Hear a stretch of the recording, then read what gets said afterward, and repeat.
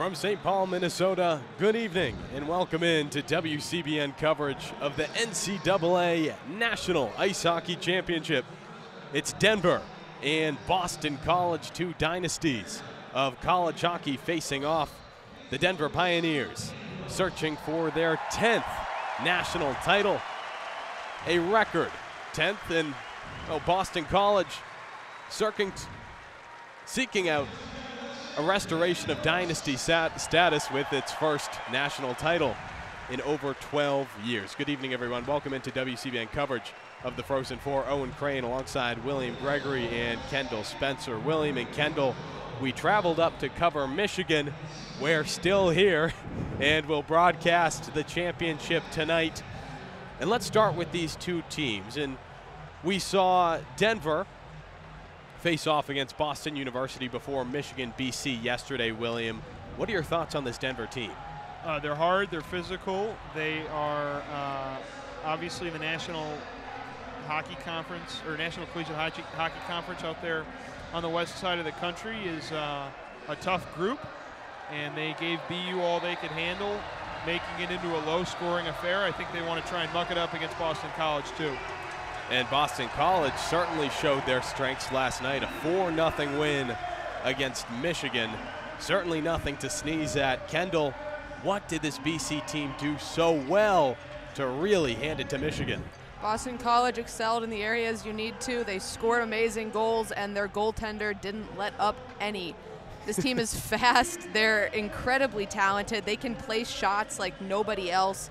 And, you know, on the back end, Jacob Fowler was a brick wall for them. He faced a lot of pressure from the Wolverines and let up nothing.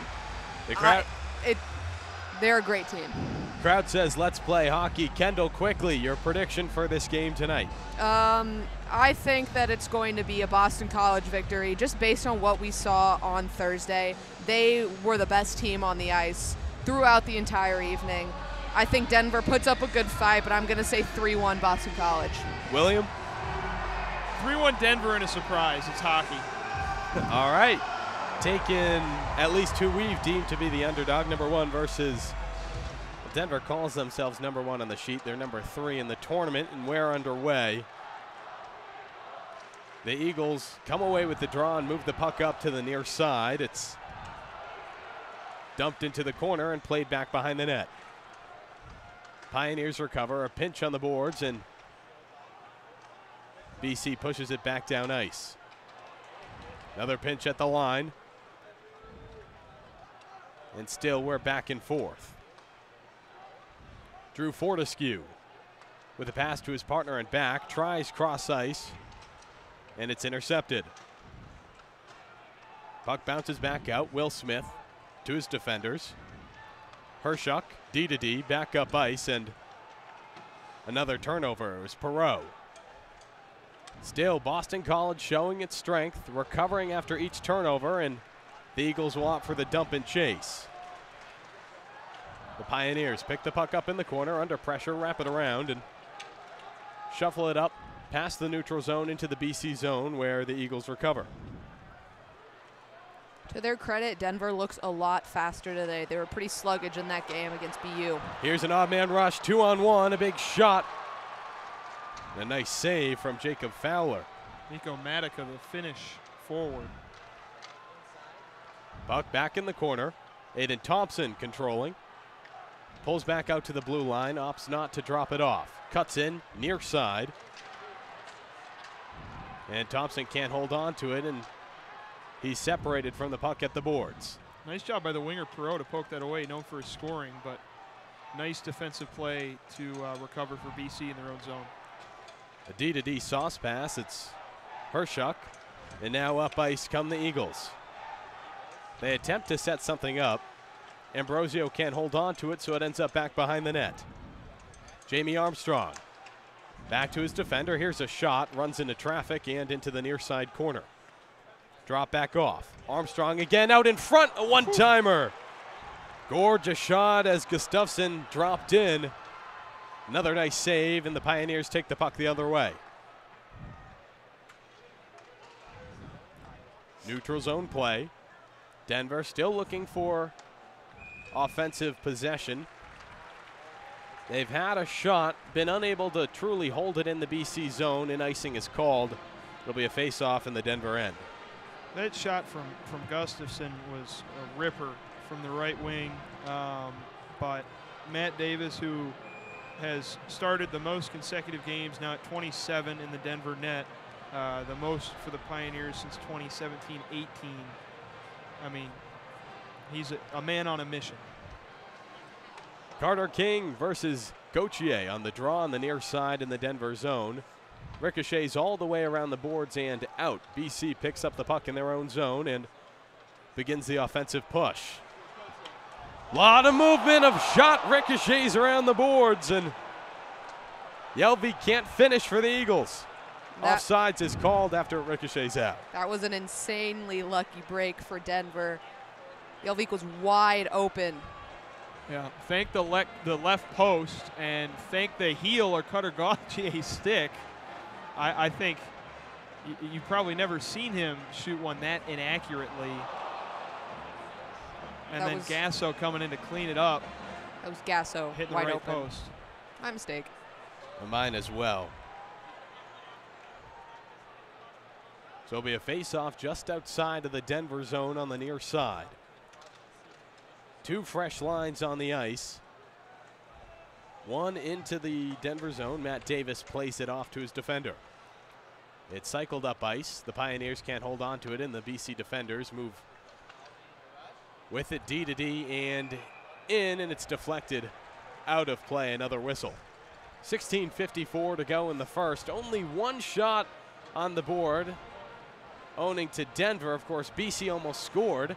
That hit off the post. I think that should count as a shot. But yeah, I'm not sure why they haven't updated it yet. Well, when they had the Gauthier shot hit the back boards, but BC's had their chances in the zone too. Face-off will be at center ice. And the Eagles push it forward. It played by the Pioneers defender. McCade Webster shuffles it into the BC zone, and the Eagles move up ice. Perreault adds some forecheck, but Denver's able to clear the puck out once more, and the BC defense moves it into the neutral zone. Ryan Leonard with a few escape moves. Dropped off to Fortescue and dumped back on ice. Davis plays it behind the net, back to the far side. Here come the Pioneers. Matica moves it over and drop back to the point. Here's Behrens. A shot runs into traffic, and the Eagles clear it to the neutral zone. Yeah, if Behrens is going to shoot that shot, he's got to shoot it stronger. He was hoping for a redirect, but just too easy to block out in front for the Eagles' defense. Jakob Bengston looks up ice for BC. No one's home, and the Pioneers come away with the puck once more. Shai Buyum tries for a pass intended for Massimo Rizzo. No one was home. Icing called. 15:42 to go in the first. And it's a debatable icing call. Rizzo wanted that waved off. He thought he was close enough to the puck to make a play. We can check the replay if they show it. They don't. But it'll come back down to the Denver zone. And BC, ever dangerous, setting up their own offense. Gauthier out there once again. This is a different Denver team than we saw yesterday, playing up to BC's level, certainly faster than we saw against BU. And the Pioneers will control the puck, take it all the way from their zone, and dump it into Eagle territory. A tussle in the near side corner. Denver comes away with the puck. Drop low into the corner. Very hard to read the numbers from our vantage point. Quick shot and an easy save for Jacob Fowler. I think that was a good example of just how good Fowler has been, because you said easy save. That wasn't. That was a pretty fast shot, wavering in the air, and there's traffic in front, but Fowler just makes it look so simple. Michigan obviously could not crack him in their semifinal game, but no fault of Michigan's own. Fowler's just on a hot streak right now. Yeah, the Pioneers off to a faster start than Michigan in that they didn't give up a goal within the first 2 minutes of the game. And William, did you agree with my analysis that we've seen pretty even played hockey? Definitely. Pioneers win the draw in the corner. Quick escape move low, back to the point, and a shot deflected into the corner once more. Played behind the net and back out. Buckberger moves it over, and a one-time opportunity. That's the stick of Sam Harris, goes wide. Eagles push the puck into the neutral zone, but the Pioneers bounce it right back. They'll get a change, so the Eagles will have time for the breakout. D to D, behind the net. And some movement. What BC does so well with their speed. Will Smith can't get a hold of the puck. And it's dropped back out to the point where the shot is blocked. Denver will play 2 men on Ryan Leonard to steal the puck away, and here's a one-on-one opportunity. A quick pass in front. Lorenz, way to stop on a dime and deliver that puck out in front. So the Pioneers keep the puck in the zone, cycle it in the far side corner and out to the point. Lorenz drops it low. It's Jared Wright playing for it, and it's back out to the point. Barons almost couldn't hold on to it, but manages to keep it in and drops it into the corner once more.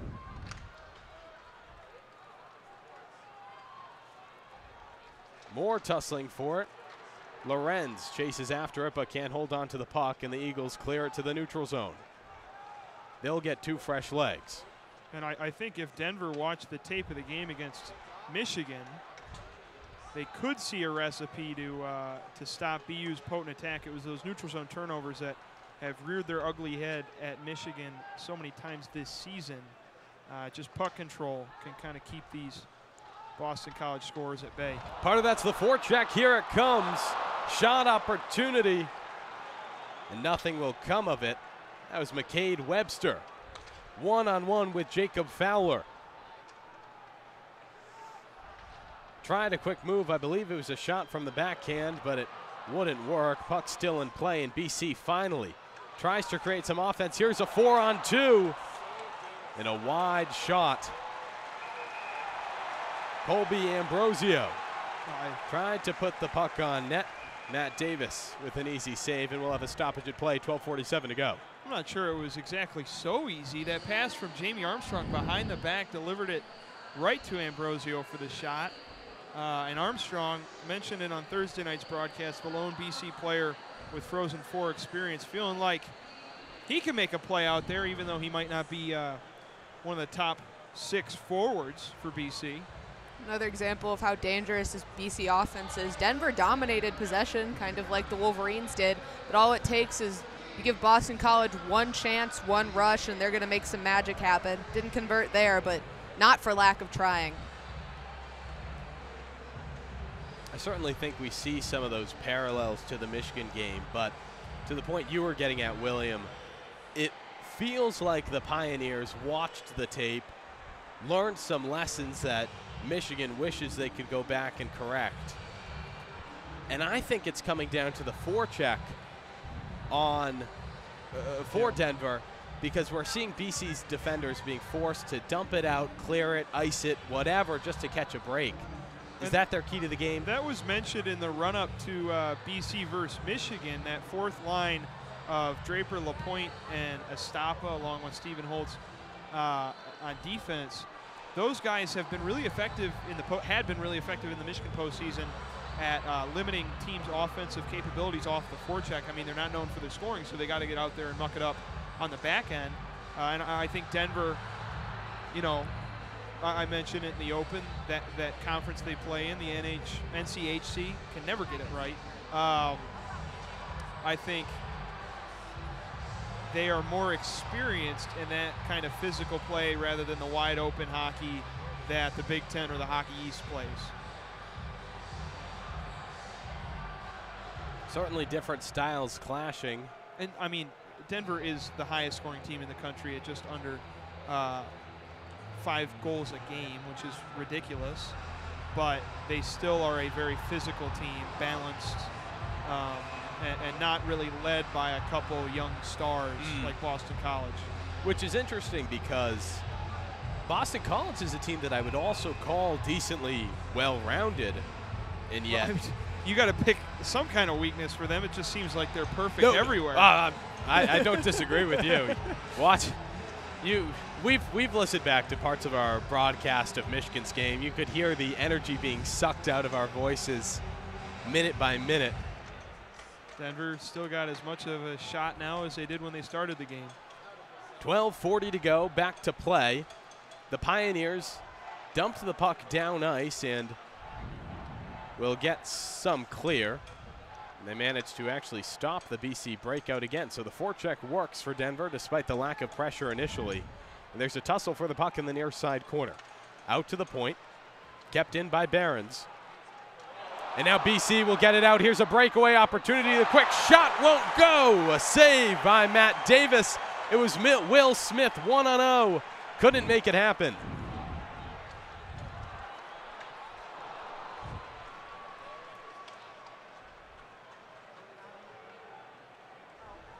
Denver brings the puck back down into the BC zone. Cut to the corner. Here's a one-timer opportunity in front of the net. That was Massimo Rizzo. And BC will finally get an opportunity to clear it to the neutral zone. Sent all the way down ice, and icing is called. Something that had been working so well for Boston College in their first game was their defense. They kind of bunched up in front of the goaltender, didn't let anyone get shots from up close.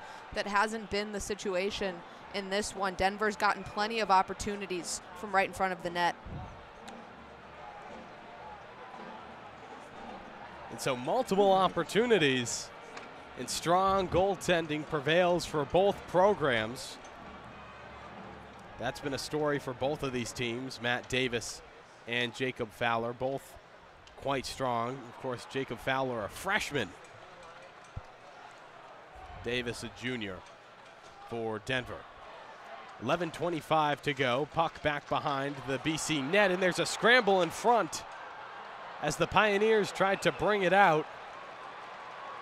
Ultimately, finally covered by Fowler, and some extracurriculars will be shared among the two teams. Yeah, nobody knew where that one was until it slowly trickled to a stop in front of Jacob Fowler. Tipped lightly, though, by his teammates. He was able to get a glove on it. Well, I mean, so many times in the game against Michigan, Fowler was able to just mitigate any of those weird rebounds. And he's like a cat with those reflexes. Fortescue would finally push it into Fowler to earn the whistle. Back to play, a quick cross and a one-timer from Gustafsson is wide. Denver tries another shot on net, runs into trouble, and bounces into the corner and out to the BC defenders. Hasn't been as good of a defensive game for Boston College. Denver's really making them open up in the defensive zone. Now BC in possession. Finally in the Denver end for the first time in a minute. Big shot opportunity, and nothing comes of it. It was Cutter Gauthier. Now Denver will try its hand once more. They'll dump the puck in, recover on the near side. Another tussle for the puck, and kept in right at the line.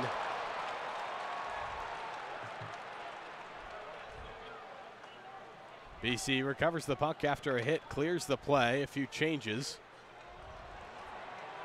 And in come the Eagles, a 2-on-1 opportunity. Pass to Ambrosio, won't go. Picked up at the point by Hershuk. He'll rip one, and it ricochets all the way around the boards and back to Fowler. Yeah, and I'm not sure, even though BC only has one shot, I think you could classify a few of the shots that they've had that weren't counted on the score sheet as high danger opportunities. High danger opportunities, but an inability to hit the net, something we saw Michigan struggle with 2 nights ago. 7 shots for Denver, 1 for the Eagles. Manetian tries an escape move at the line, cycles the puck back down low, and as the Eagles get a few changes, Denver has an opportunity to break out. Not so fast, says the Eagles defense, and they'll scoop the puck right back up. Colby Ambrosio plays it into the corner and has to clear under pressure. The Pioneers dump back in, but there's time. Manetian plays it back behind the net. He'll look up ice. And the Eagles manage to dump the puck in. Connor Joyce, the fourth line, getting some playing time for BC. As the puck trickles back out, BC's defenders dump it back in. It ricochets off the glass, and Matt Davis gets a glove on the puck. I think the Eagles have really shifted the tide of this game since our last media timeout a few minutes ago as we reach the next one, as this game is being broadcast on ESPN2.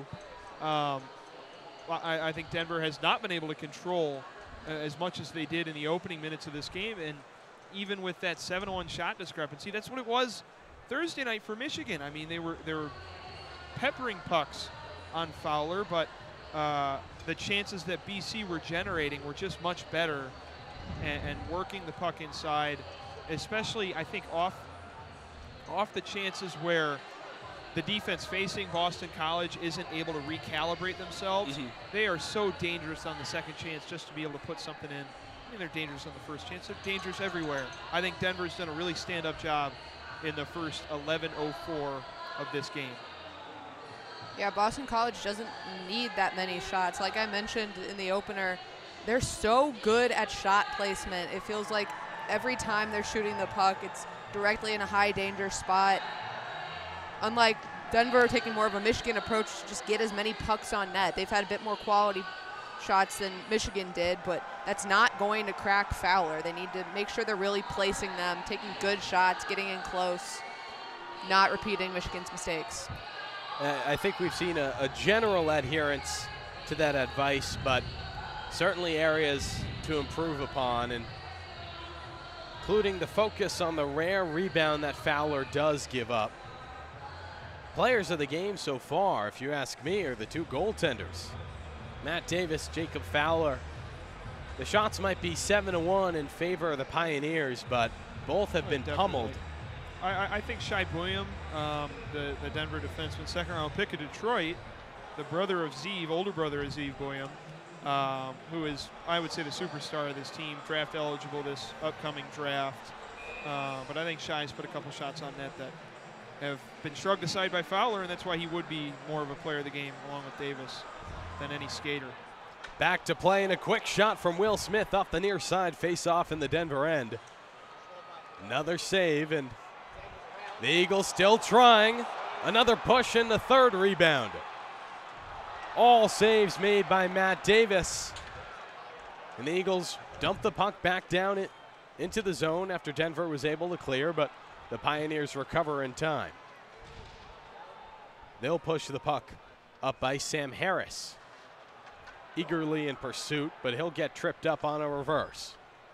Now Gustafsson moves up ice. Perreault creates an opportunity. Off to Smith, handed off again, and what was starting to look very good, I think you were agreeing with me there, William, is ended by the Denver defense. A good stop, and the Eagles go off sides to the chagrin of the crowd. I don't even know if it was a job by the Denver defense, more of a job by Ryan Leonard not to put a quality shot on. That was a great delivery by Will Smith from the slot to the right wing, and Leonard just couldn't keep his stick on the puck. Look at the Perreault replay as well as we're seeing it. Unable to be gloved as Will Smith charging in puts his stick on the glove of Matt Davis. It seemed that Smith somewhat missed the puck. That was an excellent rebound opportunity. Smith's going to want that one back. Under 8 to go. Denver on a fast break. Shot is wide into the near side corner. Pioneers try to play it out to the point. Won't make it in time. And the Eagles push the puck all the way down into the Denver zone. At the point now, Drew Fortescue tries to dump it low. It ricochets off the skate into the far side corner. And the Pioneer defender, it's Boston Buckberger, tries to play it out. BC picks it back up and re-enters in time. Colby Ambrosio to the point. Whipped around, Jamie Armstrong back to Ambrosio. He'll pick up his own errant pass and cycle it around. Pioneers manage to dump it out. The tides have changed, William. I mentioned earlier that BC was forced to dump and chase. Now it's Denver being forced to dump the puck out of their own zone and add pressure. BC in the setup, tries a cross-ice pass, it won't go. And the Pioneers clear to the neutral zone once more. The Eagles pick it back up and dump it low. Pressure on the dump from Jelvik. He can't get there in time, and Pioneers able to move up ice. Jack Devine, his pass intercepted. In moves Eamon Powell, his shot tipped into the netting. We'll have our first stoppage in a few. 5:52 to go in the first. Was that tipped? I didn't see it. I mean, I think that's It why. was, yeah. Okay. Denver, speaking of that. I was going to say, I think that's why Eamon Powell's a defenseman. Denver has done a great job of getting pucks into passing lanes and shooting lanes. Boston College has a lot of, like we mentioned, high danger attempts. Denver doing a good job to at least not let them get the initial shot off.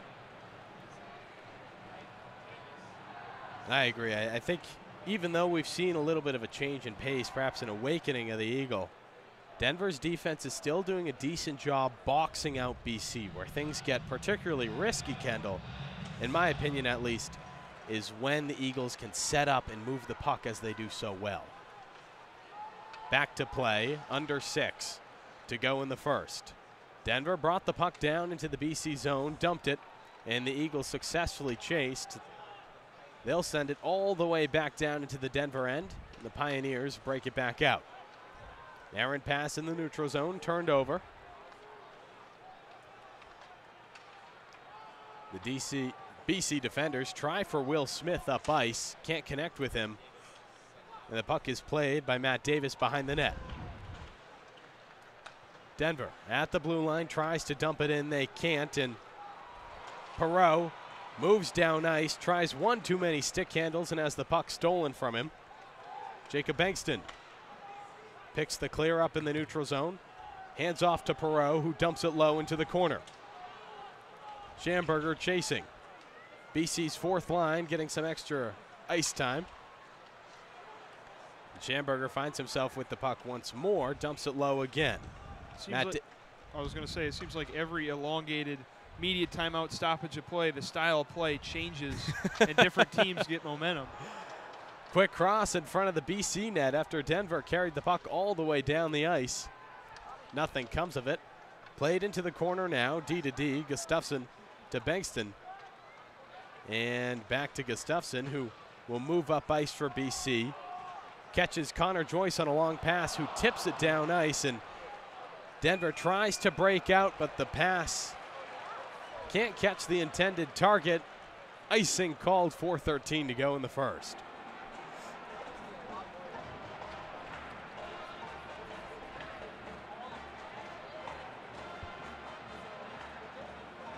It's cold.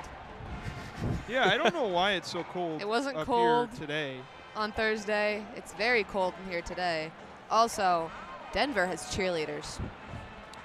Denver has cheerleaders. And I just thought we should mention that because that's kind of hilarious. Well, it's funny that they're up on the second deck. Well, where else should they go? I don't know. Back in play, BC controlling the puck in the low near side corner. Can't really cheer anybody up there. They'll swing the puck around. Aaron shot into the corner again. Denver gets a stick on it, and high sticking is called. We'll have a stoppage, and this should take the puck all the way down the ice. Where would they? I mean, I'm trying to think. The tunnels? Yeah, the tunnels would make sense. We get to Well, a I'm media timeout, guessing- so we can talk about this now. I'm guessing, like, if this were Denver's home rink, Maybe down on the probably, ice. yeah, probably like On the boards. at Michigan, there's kind of a concourse-y area. Not fully, but places where they can stand. More Yeah. extended than what Xcel Energy Center has, which is just kind of 2 tunnels on each end, wide enough to fit a Zamboni. Actually, just on one end. I'm hallucinating. Just one end. No, there's one down there. I don't know if that one's big enough to fit a Zamboni, though. Simplistic. I do not think the other tunnel is wide enough to fit a Zamboni. Yeah. So, cheerleaders banished. Second deck. Second deck. Same place, same as the Denver band, which is quite limited, the same way Michigan's was.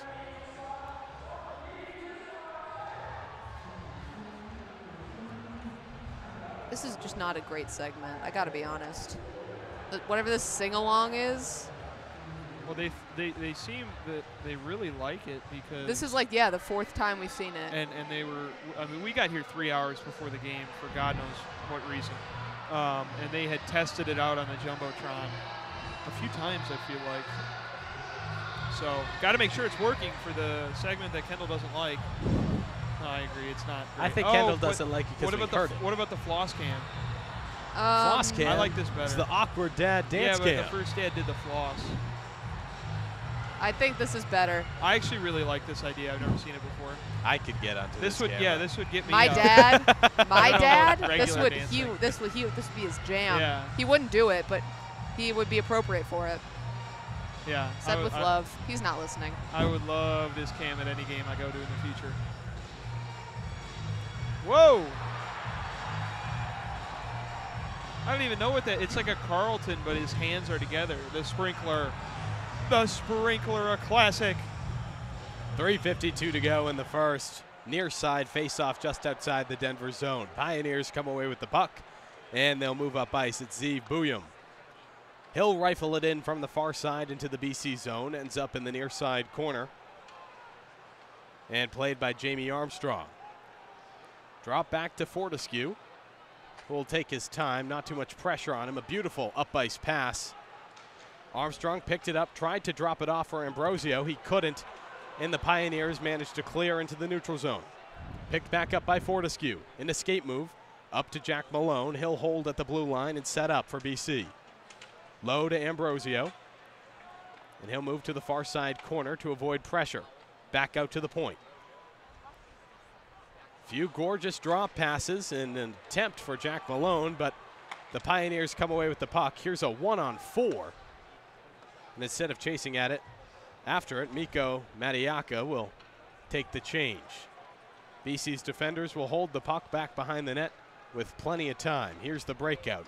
Eamon Powell. Quick pass up ice. Can't quite connect. Gabe Perreault chases the errant puck.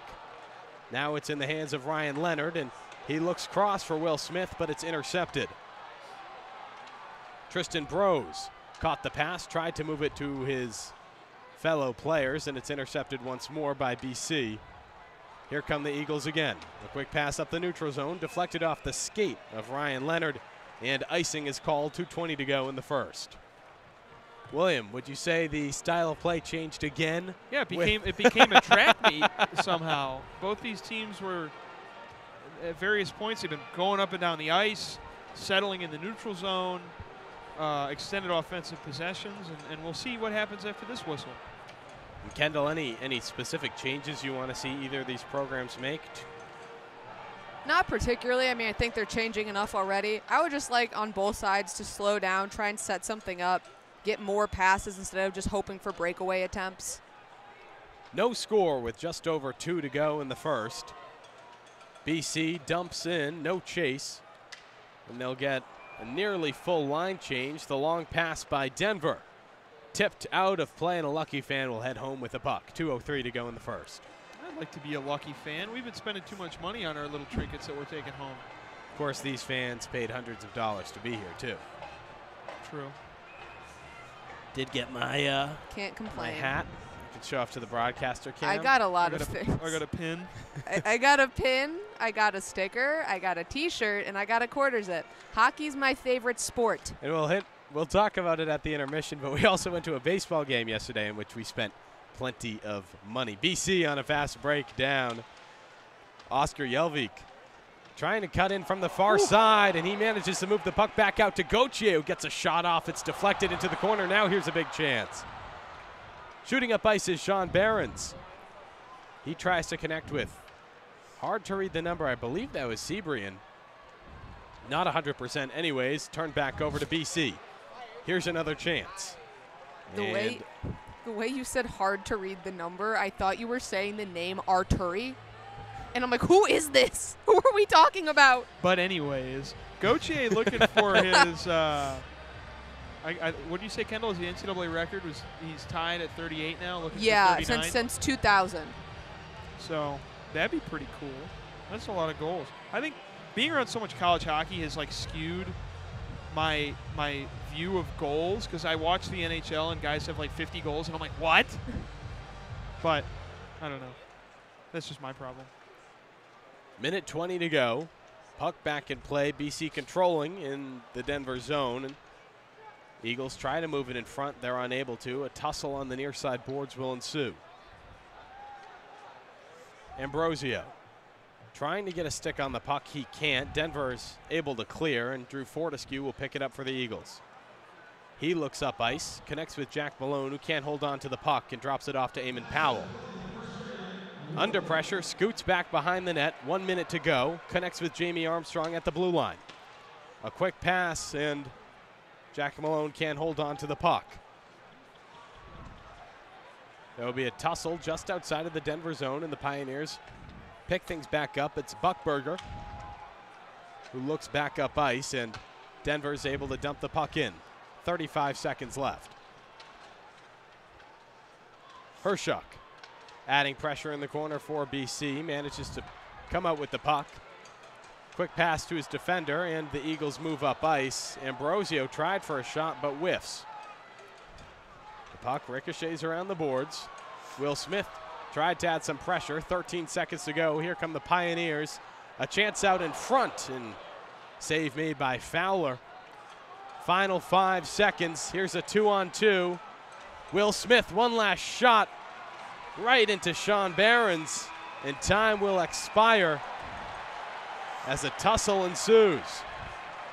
Yeah, these two teams have been going at it pretty much since opening puck drop. A lot on the line. Makes you want to beat up a guy. True. I wouldn't know, but that's what I'm assuming they're feeling. I thought it was a curious choice by Perot to not take that himself. Kind of sacrificed the spot he was on the right wing to send it back to Smith, who was like lower in the zone or higher in the zone than he was, just beyond the blue line, and Smith easily had his shot deflected. I think if you view Thursday night's game where BC scored in the first 80 seconds, if you drop that goal, this first period was essentially the same as Michigan-BC, which I think is how the Eagles like it. As long as the goals are low against their netminder Fowler, they know that they have the opportunities, or they know that they will have the opportunities to score, and they have the talent to execute those opportunities. And if let's take Fowler out of the equation, right? If this game is purely even defensively, who comes away with the stronger offense tonight, Kendall? I think it's Boston College, and thinking the past, 48 hours since they broke our hearts, I've become a Boston College supporter. They're lethal.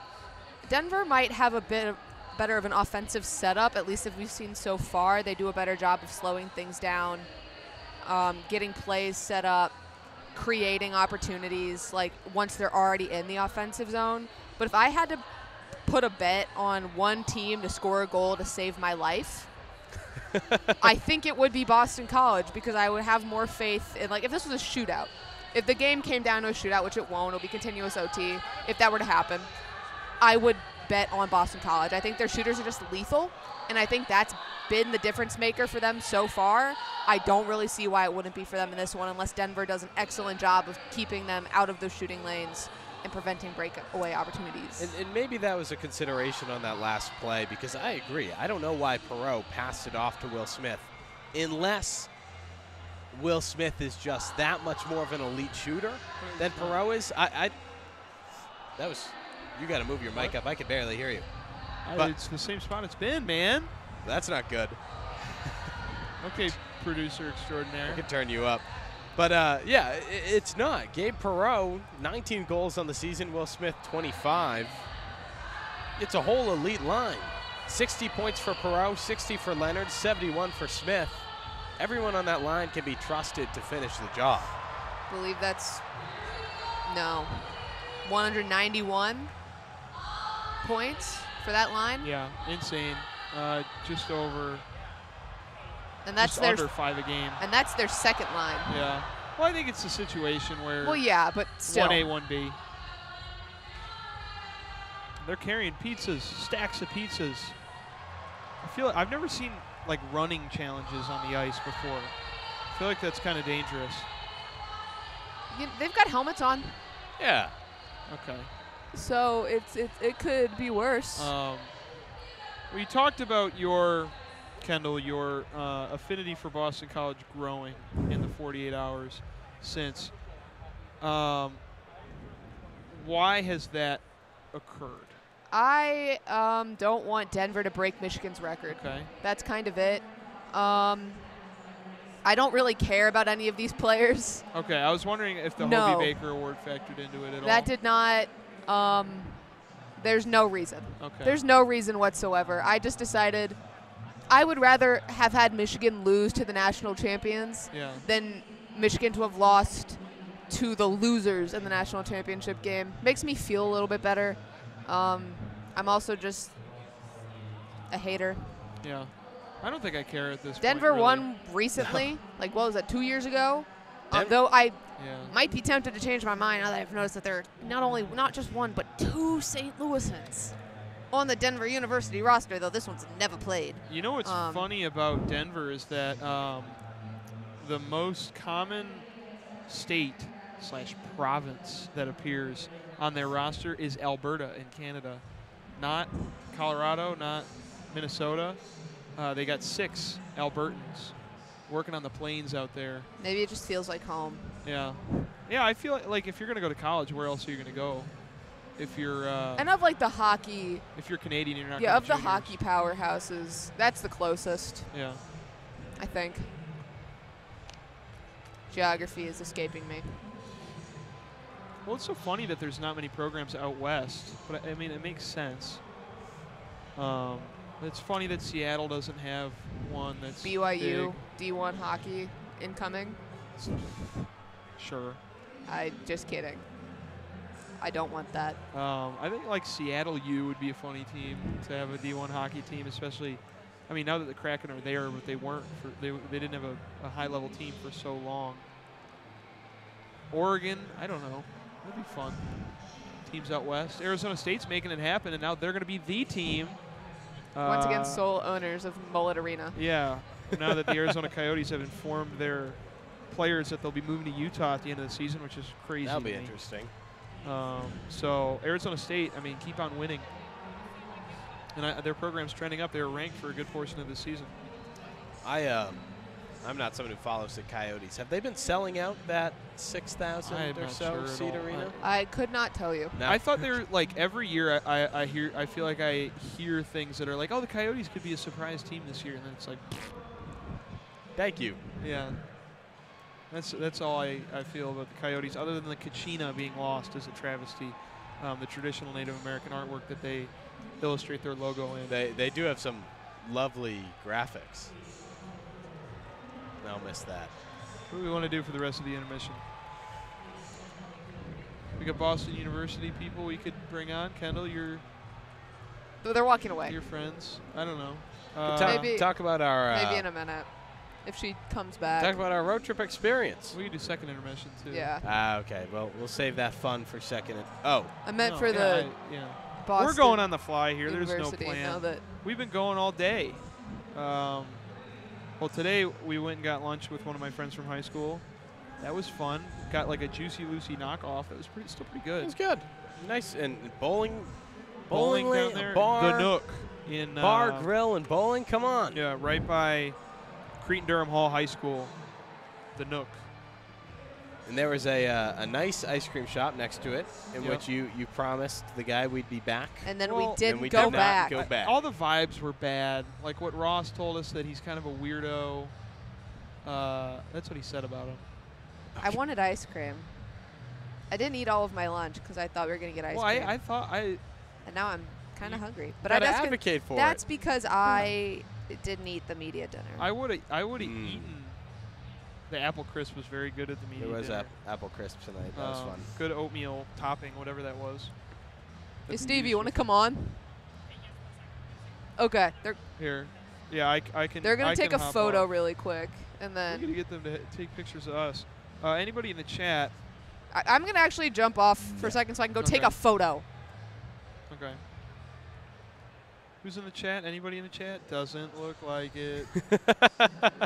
How we feeling? Dependent Fanatic's not even here. He's probably listening to the baseball game or whatever other game we have cooking on WCBN Sports. And for those of you who Softball. are just joining us now, we are at intermission of the national championship. End of the first period, 0-0 our score. Exciting first period that we saw. If anyone is joining us without having been subscribed to our YouTube channel, we are Michigan Student Radio. The Wolverines, of course, were eliminated. And so we're here. If you couldn't tell by the maize and blue. Calling the game. Yeah. Having some fun. There's not much maize and blue on the screen now. Right now, yeah, but if you go back to the other screen you have queued, it's a good bit of maize and blue. Yeah, there you go. Yeah. I think, I don't know. Kendall's dancing. She just took a picture. We're very casual tonight, I think. I think that's the vibe we go for. This game, this Frozen Four has not been as explosive as some people may have hoped with the 4 top scoring teams in the country. I think we've seen the 4 top teams in the country really meet their match, finally. Yeah. Unfortunately for Michigan. Michigan, you know, it's hard for Michigan to ever be an underdog, but they were this year, and they made it farther than anyone expected. And were eliminated for the 3rd year in a row in the semifinals of the Frozen Four. Should BC win for the 3rd year in a row by the eventual national champion. Denver 2 years ago, Quinnipiac last year, which you had the opportunity to call with David Kramer. Yes, sir. And we're 40 minutes of hockey away from crowning a national champion here in St. Louis, barring overtime, which is very much a possibility. Dua Lipa pumping into the building. Ooh, ooh. Okay.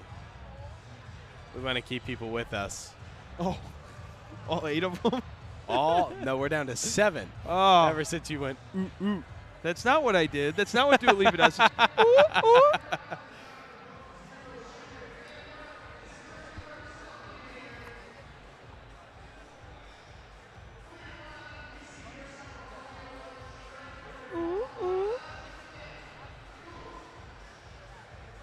How you pull up? What? What? What? Generate something. Kendall left us. We're chatting. It's been a good weekend, good adventure. It's you know, we're broadcasting the national championship of 2 teams that we haven't watched all year. I think it's been enjoyable. Well, we did watch. Well, we got to see them both play once before. True. You know, it's both an incredible honor to have the opportunity to do this and broadcast this game, and also not the situation we were hoping we'd be in, where we were hoping for Michigan to finally break that barrier that they failed to do so for so many years and advance to the national championship. And so with that, we're going to put together a serious call of the hockey on the ice and have some fun in between periods, which is normally what happens anyways. Yeah. Yeah. Got about a 10-hour drive ahead of us. We're doing 1 hour tonight, 9 hours tomorrow. Should be fun.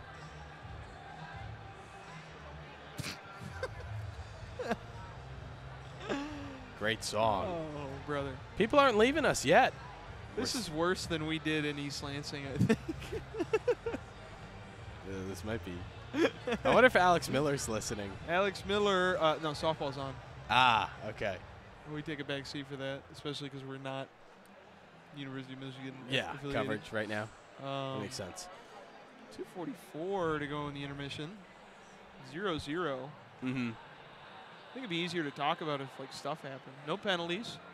Denver not penalized in the game against Michigan in 2022. That's a fun fact. And we'll see how. Oh, go ahead. Also a fun fact, Denver has played 7 consecutive unique teams. Longest streak for them in nearly 10 years. That's the style of hockey you got to play this late in the year. Just keep playing new teams. What I always have found interesting about this and like the NCAA basketball tournament is that you have a week to prepare for that first team you play, and then like a day for the second team, which is probably a better team in most cases, which is like weird. But if they're both on the same level, then I guess that's okay. Well, I think like we kind of mentioned how Denver seemingly made a few adjustments with how Michigan and BC played each other. Like, how much preparation can you genuinely do for a game like this? You have the 2 best teams in the country facing off against one another. Yeah, honestly, you've made it this far through the season. I would emphasize just playing your game more, and maybe replay what allowed you to win against Boston University if you're Denver, or what allowed you to win if you're Boston College against Michigan. I think it's more essential to clean up your own mistakes than to worry about what the other team is doing when you really don't have that much time to game plan. And like if you're Denver, you're playing a near-perfect team in Boston College, and if you're Boston College, Denver as a team, they both played before. It was 3-4 a loss for Boston College in the 3rd game of the year. That was in Chestnut Hill. I don't know. I mean, it's the reason why Greg Brown and David Carl are 2 of the foremost coaches in college hockey right now. I agree. And I think you're right to that point where, like, Denver is playing its game and not turning the puck over in the neutral zone and not making sloppy mistakes that sometimes Michigan did that created opportunities for BC that didn't need to happen. 2 goalies playing well, Matt Davis, Jacob Fowler on their game. Like you mentioned, no one has been penalized yet, so we haven't gotten to see the repercussions of a power play.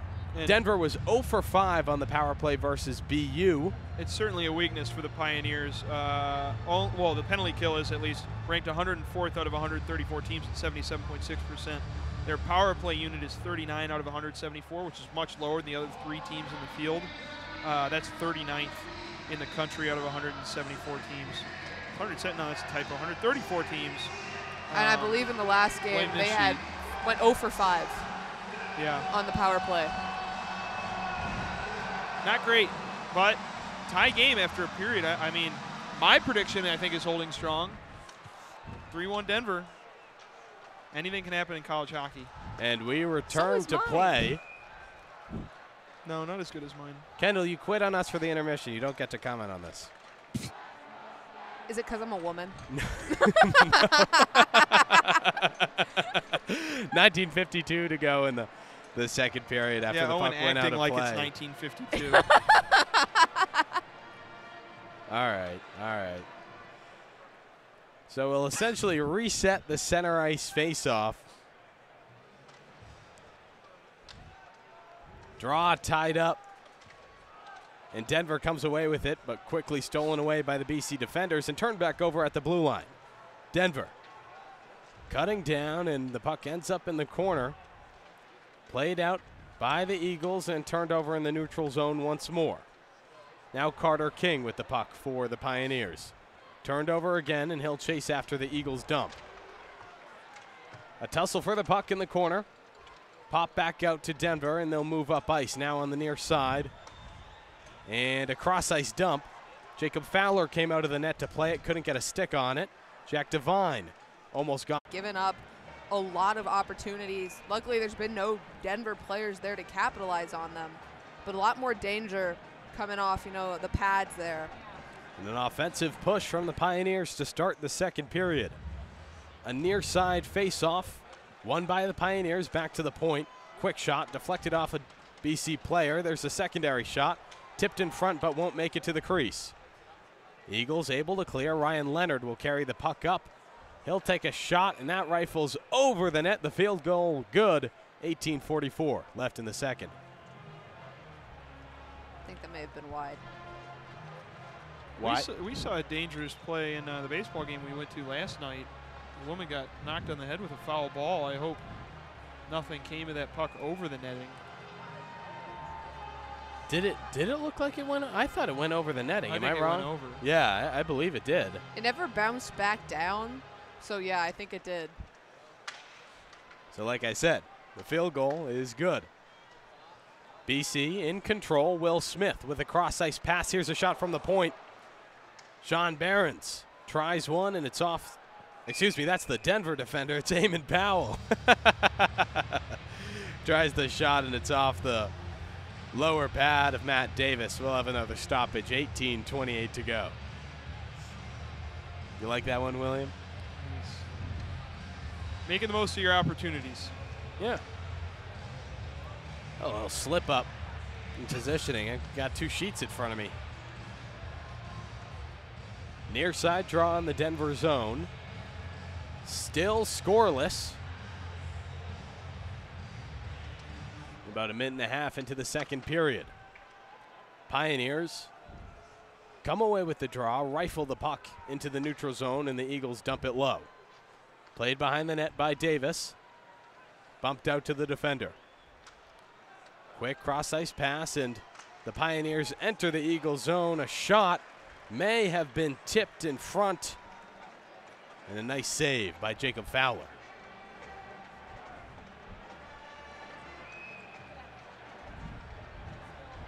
He's so good. He's just so smooth. McCade Webster was rifling in, looked to get a stick on it. He did not. Fowler trying to be the next great Canadians goalie to follow Carey Price. It'll be a far side face-off in the Eagles zone. They'll stack 3 on the near side hash marks. No one in control of the puck initially. Finally, the Eagles come away with it. Colby Ambrosio looks up ice, a quick pass, and a wide shot. The rebound deflected right back to Matt Davis, and he'll glove it, make the save. We'll have a stoppage, 17:57 left in the second. Matt Davis, cool, calm, and collected as he was all Thursday night against BU. Repositioning himself after not being able to glove that first shot and allowing that second shot to just end up in his glove. We got a close-up of him on the video board immediately after. You could see him taking a deep breath. That's a high danger chance if I've ever seen one. Yeah. Near side draw, won by the Pioneers. They'll move up ice. Sam Harris tries to drive in. Puck's poked away from him, and the Eagles come away with it. Gustafsson looks up ice. He tried to connect with Jamie Armstrong. Couldn't, but he got a stick on it, so no icing. The Pioneers look to clear. Pinched and kept in by Gustafsson. Finally, Denver able to look up ice. And icing, I believe it's icing is called. It may have been a high stick by the way the referee motioned his hands. We'll call it icing. We'll bring the puck all the way back down to the other end. 17:25 left in the second.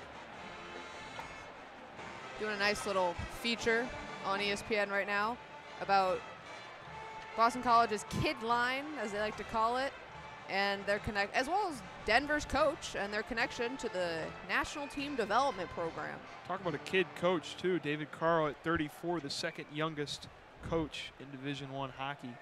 Already with a national title under his belt. Opportunity to go down as one of the best to ever do it.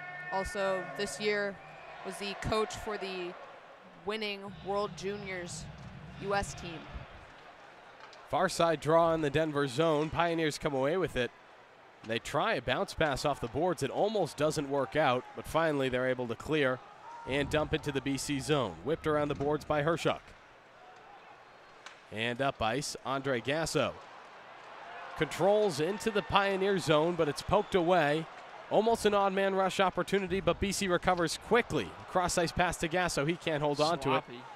Picks the puck back up after it ricocheted off the board, dropped it to his defender, and now another chance. Oscar Jelvik tried. There's a shot from the point. Cutter Gauthier was low and took a shot that went wide and ricocheted around. Denver finally able to clear, dumps it low into the BC zone. Not too much of a forecheck, allows Ryan Leonard to move up ice with the puck. Here's a 3-on-3. He'll opt for the wide shot straight into the chest of Matt Davis. Yeah, and that's something you mentioned, the lack of a forecheck by Denver. This whole game, they've been really, really good on an aggressive forecheck. And the moment they pull back, Leonard just able to skate right up neutral ice and put a shot on Davis. Not exactly a dangerous chance, but you want to limit the peppering of the puck on net. Near side draw in the Denver zone, won by the Pioneers. Defender rips the puck off the boards, and this time a heavy forecheck presence, but it won't work out. BC whips the puck around the boards, and it travels into the blue line, past the blue line. Pioneers re-enter. Quick shot ricochets off of Fowler. Pioneers get another shot. Finally, BC's able to get a stick on the puck and clear it down ice. It'll be an icing, and the crowd wanted a penalty for holding. Yeah, Lorenz and Leonard. We have to see or was it Zeev Boyan who had his stick hooked on Leonard and lost it for a moment. Yeah, Leonard just No, it fully was Lorenz, yeah. came away with his stick there. Thompson versus Smith on the near side draw. In the Eagle zone, Smith wins it back to his defender, Fortescue. He'll look up ice. Connects with Perreault. Good check. He's laid out, Thompson. separated from the puck. And Denver looks back up ice. McCade Webster tips the puck into the zone. Picked up by Eamon Powell. He'll drop the puck back, tries to receive it as he moves up ice, but can't. And the puck is low. We'll have a delayed penalty coming. McCade Webster is hit from behind. He's down on the ice, head and hands.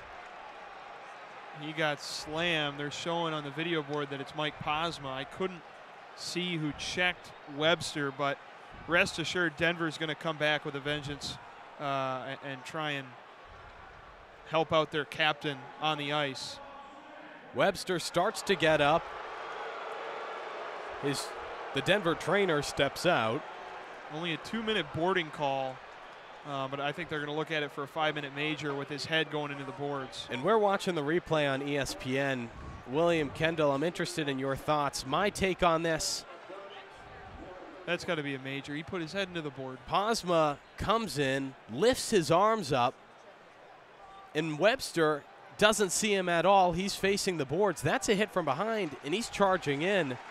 I think with intent. Webster does turn his head around, but I don't think that was to see the oncoming defender. I think that was because he was looking for a pass, and he was going up to collect the puck to then shoot it off to one of his teammates.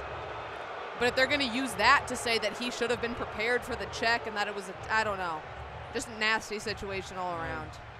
He'll Posma head back to the locker room. Posma, the BC assistant captain. The skaters are coming back out. I cannot believe that this is not under a more extensive review. I agree. I think they're waiting. The referee's signaling at the BC bench. I think they're trying to call it in. No. Really? And last I checked, you could challenge for a major penalty. It seems that Denver opts not to do that. Wow. Anyways, the Pioneers up a man for the next 2 minutes, 15:24 to go. And BC already earns itself a clear after they tip a D-to-D pass out into the neutral zone. That 5-minute major penalty, as many goals as you can score as opposed to a minor power play. Makes a big difference.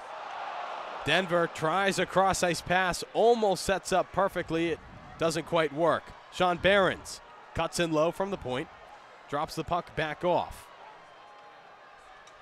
Behrens with it again at the near side hash marks. Now to the point. Cross ice pass. Back to Behrens. He's at the point now. Low to Aiden Thompson. Thompson back to Behrens. And low to Rizzo. Rizzo slot in front. I believe that was Jack Devine. Couldn't get the shot off in time, and it was an easy shot for Fowler to save. Beautiful setup. 27 goals for Devine this season. A minute left on the power play. Really excellent setup, like you said. BC was slowly collapsing in towards the crease, and Denver was forcing them to do it. The Pioneers re-enter the zone, but can't hold on to the puck. The Eagles clear it. Down to 40 seconds left in the power play. 14:10 to go in the period. Denver will try the slingshot attempt, and they'll pull back. Here's an opportunity in front. Matica drops the puck to the point, and low. Matica one-timer in front, deflected by a BC defender, and he manages to get back up, clear the puck out to the neutral zone, and the Eagles get 4 fresh legs on the ice. Yeah, that was off the boot of Aiden Hershuk. Final few seconds of the power play.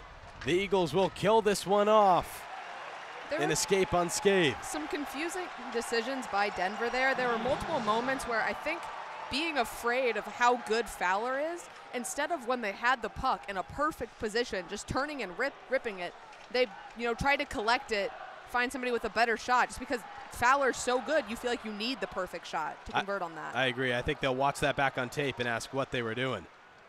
What were they doing not calling for the major penalty, too? I mean, you could have 3 more minutes of 5-on-4 hockey. We've got plenty of critiques from our broadcast booth. Drew Fortescue with the puck under a little bit of pressure. A long pass up ice. Here's a 2-on-2 chance. Gabe Perreault battles for it in the corner. Denver manages to wrap it around the boards, picks it up on the near side, and clears to the neutral zone. A 1-on-2. They'll race in, dropped in front. Shot opportunity is wide. That was Connor Capone, the assistant captain with this program. Icing is called after Denver tried the dump in. 12:24 left in the second. Yeah, why is he doing the high stick sign for icing? Yeah, you see, because that caught me off last time. You just raise your hand. Kendall, what do you say the Big Ten refs can only call majors on Michigan? They only know how to call 5-minute majors on Michigan. That hasn't been as big of an issue, I think, this year, but last year it felt like they touched anybody. And the 5-minute major. Marcus Zappa, get in the box. Near side draw in the Denver zone, won by the Pioneers. BC picks the puck up in the neutral zone. Bankston to Gustafson, And quick puck movement as the Eagles move up ice and dump the puck in. Matt Davis plays it behind his net, and the Pioneers will ice it. 12 minutes exactly remain in the second.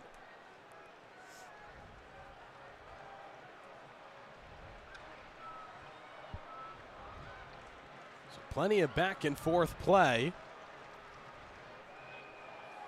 And again, barring that first goal we saw on Thursday against Michigan, a largely similar style play. Opportunities on both ends, 13 shots for Denver, 8 for BC. But once you consider the prowess that is Jacob Fowler, this game certainly is even. Gustafson tried to play the puck at the blue line, had it poked away from him, and had to chase the puck to recover. So BC ends up in possession in their own zone. They'll look up ice to move it out. Errant pass turns it over to the Pioneer defenders. Denver dumps it in. The puck ricochets back out in front of Fowler. And driving in, can't quite get the number. I believe that's Jack Devine. He rushed in, almost played the boards rebound. Couldn't get there before Fowler placed the glove over the puck. 11:37 to go. We'll have a ESPN media timeout. Am I supposed to know who this man is? It's just a guy. It's just a guy. Let's give context. Oh, let's see. Oh, I don't know. Why? We have Dylan Lugris, Penn State junior forward. I never called a Penn State game this season, so I don't know who he is, but he's talking about something. Let's talk about the Hobie. Owen, fire up the graphic.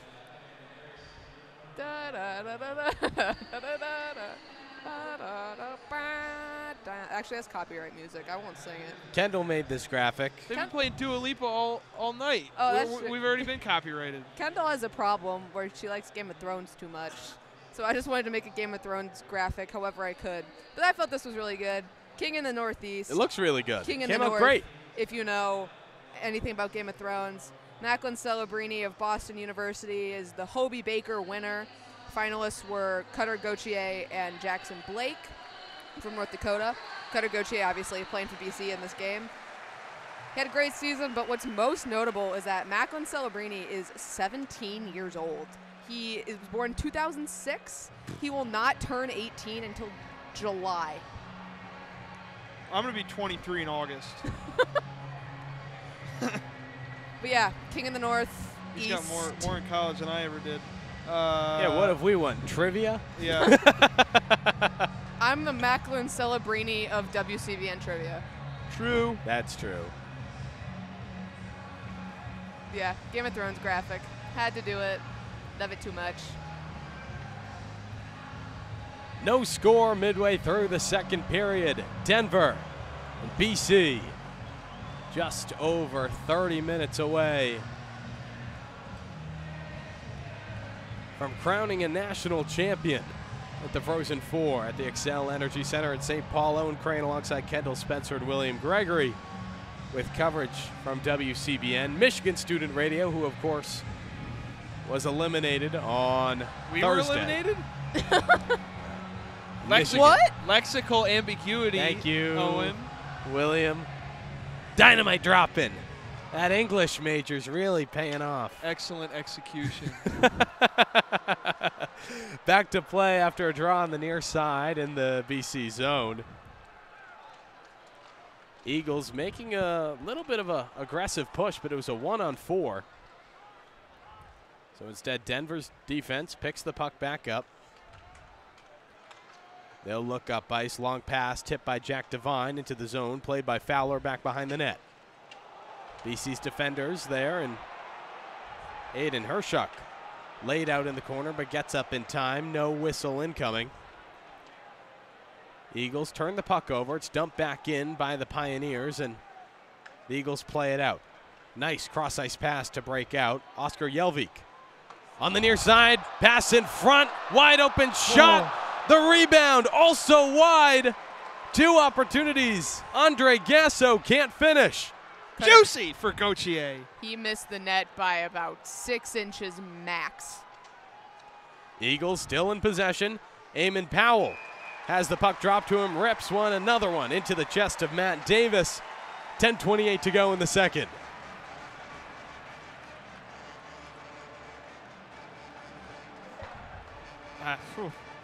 Looking at the replay on the Jumbotron, Matt Davis got to come up with that puck. Can't put it back in play, especially another chance for Gauthier. Oh, my goodness. You know what? It's Still 0-0. still 0-0. Works out it all right in the end for Davis. We'll get a shot of him. Still cool, calm, and collected. 13 shots for Denver, 10 for BC. Near side draw in the Denver zone. Pioneers come away with the puck. Up into the BC zone. Here's a quick shot. Off the head of Fowler and in! Denver strikes first!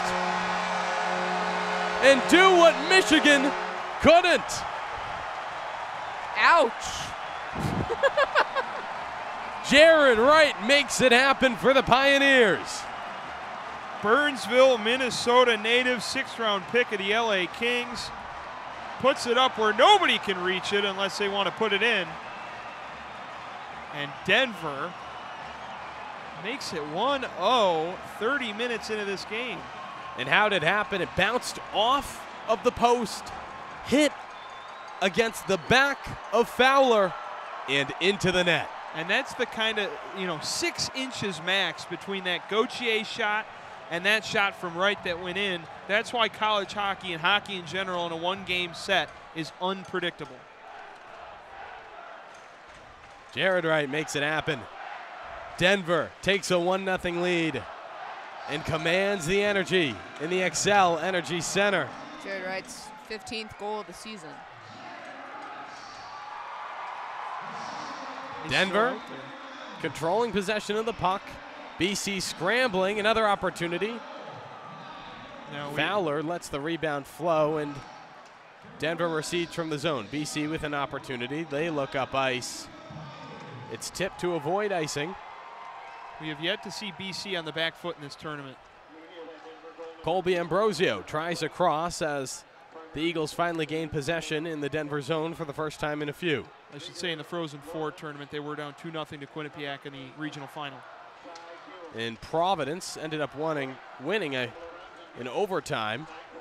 BC tries a cross in front of the net, picked up by a Denver defender, and the Pioneers move quickly down the ice. Here's Aiden Thompson cutting in the same side that was scored. He'll go back behind the net, moves the puck out in front, take the shot, he will. It ricochets out to the point. Nice pinch from Sean Behrens to keep the puck in. Drew Fortescue finds the puck back behind the net, whips it around the boards, and Denver re-enters the zone once more. Quick pass in front. Dangerous area. I believe that was intended for Carter King. He couldn't get a stick on it. And finally, Jacob Fowler able to make another save. Denver keeping up the pressure. How about it? This is a team that has not lost in 7 games since, what was it, February 5th? Or was it Boston College that hasn't? I believe BC hasn't lost since February 5th. Boston College has won 14 in a row after beating Michigan. That was the longest streak for a Hockey East team since UMass in 2021 that ended up with them winning the national title that season. And now Boston College having to gather themselves, being down 1-0. I said first time in the back foot in the Frozen Four after scoring so quickly in the Michigan game, even though that game was even up until about that exact point, 30 minutes in, that, second goal gets scored in the Michigan game, third goal shortly after that, game basically over at that point. Denver, right after that goal was scored, on the offensive, same line out there. Jared Wright putting on pressure once again, and the momentum has completely flipped to Denver's side. We'll see how they come out of this media timeout, but BC might be really needing that second intermission. 8:50 left in the second period, but it just seems like the energy of the crowd has swelled after a relatively boring, I would say, first 30 minutes. And it seems like everybody's up on their feet. We're getting past that kind of lull in the day around 5 o'clock. Yep. 6:15 towards dinner time. People are feeling good. Maybe your dinner time. I said towards dinner time. We're going to have dinner not at 6:15 tonight. This or that, NASCAR or Zamba. Blues logo. Blues All right. logo. Sorry, someone on the Jumbotron was in a St. Louis Blues sweatshirt. It'll be a near side draw. 8:50 to go, a much needed media timeout for BC. Will Smith wins it for the Eagles. Gustafsson wraps around the net, makes a pass up ice. It's intercepted, and the Pioneers dump it back low. Bankston will pick the puck up behind the net and start a drive out of the zone. Tries a pass to Will Smith. It's behind him. He can't connect with it, and icing is called. 8:28 to go in the second. I'm like the dog from Up, but with St. Louis mentions. I think we've seen a lot of close icings tonight, and a lot of that has to do with, frankly, the sloppy passing on both sides. Yeah. Neither of them looking crisp on their breakouts. That time, BC unable to connect, and puck comes back down to their own side. Neutral zone play has not been great for either team, and especially trying to break out. BC wins the near side draw in their zone. Another Quick one. cross ice pass, similar to what happened before, but deflected off a skate, so icing waved off. And the Pioneers dump the puck down to the neutral zone. Eagles recover, cross ice to Will Smith. He'll pull up at the blue line, tries for Leonard, can't connect, and the Pioneers move out to the neutral zone. Through neutral territory, it's Sean Behrens who cuts in and dumps the puck low. And once more, the Eagles ice for the whistle. BC backed into a corner. I don't know if it's just being as nasty with the puck as you are, or if it's the youth of Boston College, but there's been multiple times in this game where it's felt like its young stars have been more concerned about doing something flashy than keeping the puck on their stick. They've gotten it poked away from them a few too many times, and it's taking away great chances to develop something in the offensive zone. Another near side draw in the BC zone. Pioneers win the puck back. Move it to the far side in a wide shot. Narrowly avoids Fowler. Pinch at the blue line, keeps the puck in, but the Pioneer defense has pulled out, allowing for BC to dump the puck out and get some fresh legs on the ice. Denver looks to move up ice with speed, turns the puck over, and D-to-D from Minetti into Hershuk allows BC to start moving back up ice. They'll dump it into the Denver zone. Minetti in pinches, keeps it low, and the Eagles cycle around the boards. Hershuk pinches on the other end. It doesn't work. The puck trickles out. Here's an opportunity, a 1-on-0 on Fowler. Save is made. It was Jared Wright again. Looking for his second of the night. Couldn't pull the move, and Jacob Fowler comes up tall for the Eagles. Just not, he's got to lift that puck if you're right. Made the necessary stick moves.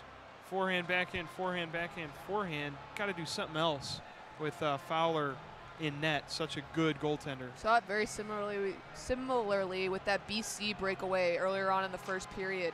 Great stick handling, but then you get to the goal and you just don't do anything with it. On the draw, a quick shot deflected.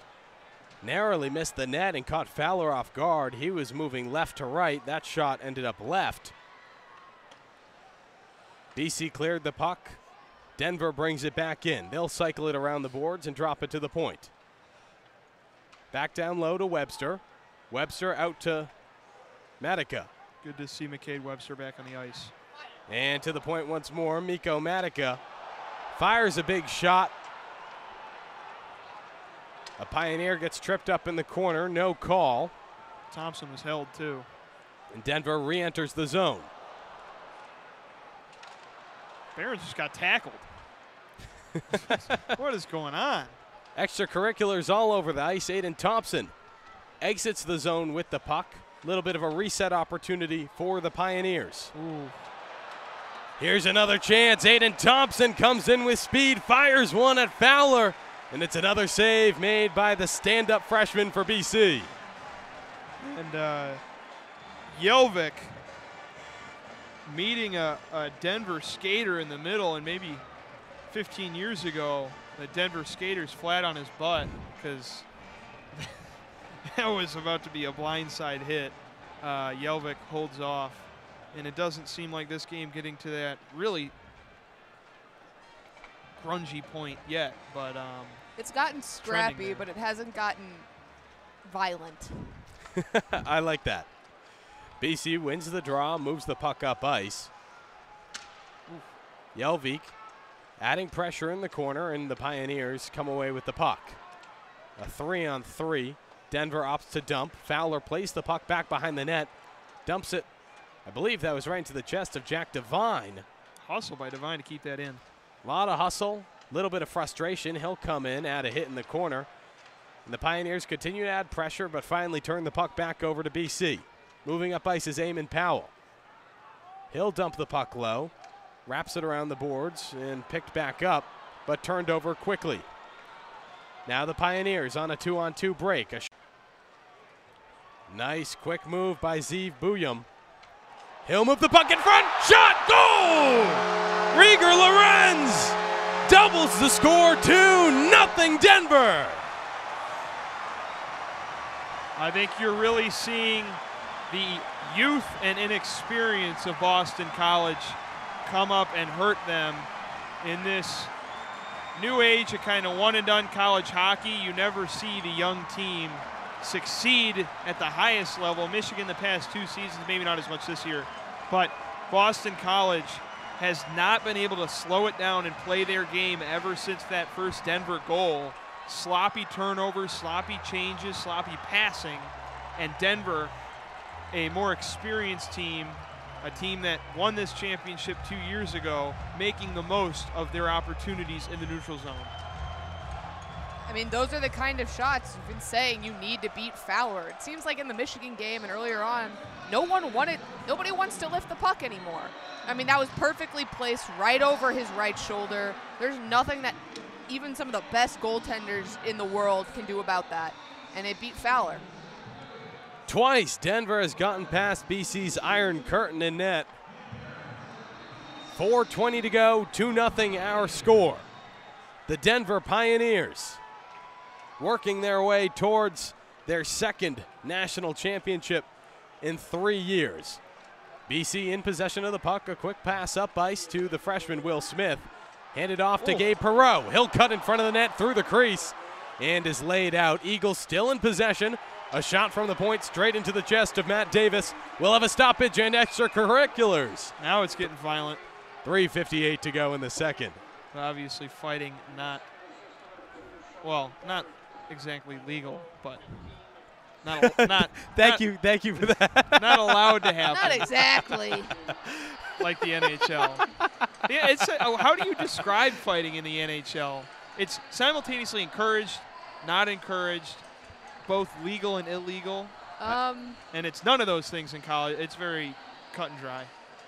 I think we've seen the NHL slowly moving to be more like college. I mean, I don't know about that. You have a full line fight in the Devils-Rangers game just a few weeks ago, and it seems like the Wings have been getting into tussles every few The player I've heard games. been talked about most this season is none of the stars. It's Matt Rempe on the New York Rangers. Well, yeah, who just came into the league guns a-blazing.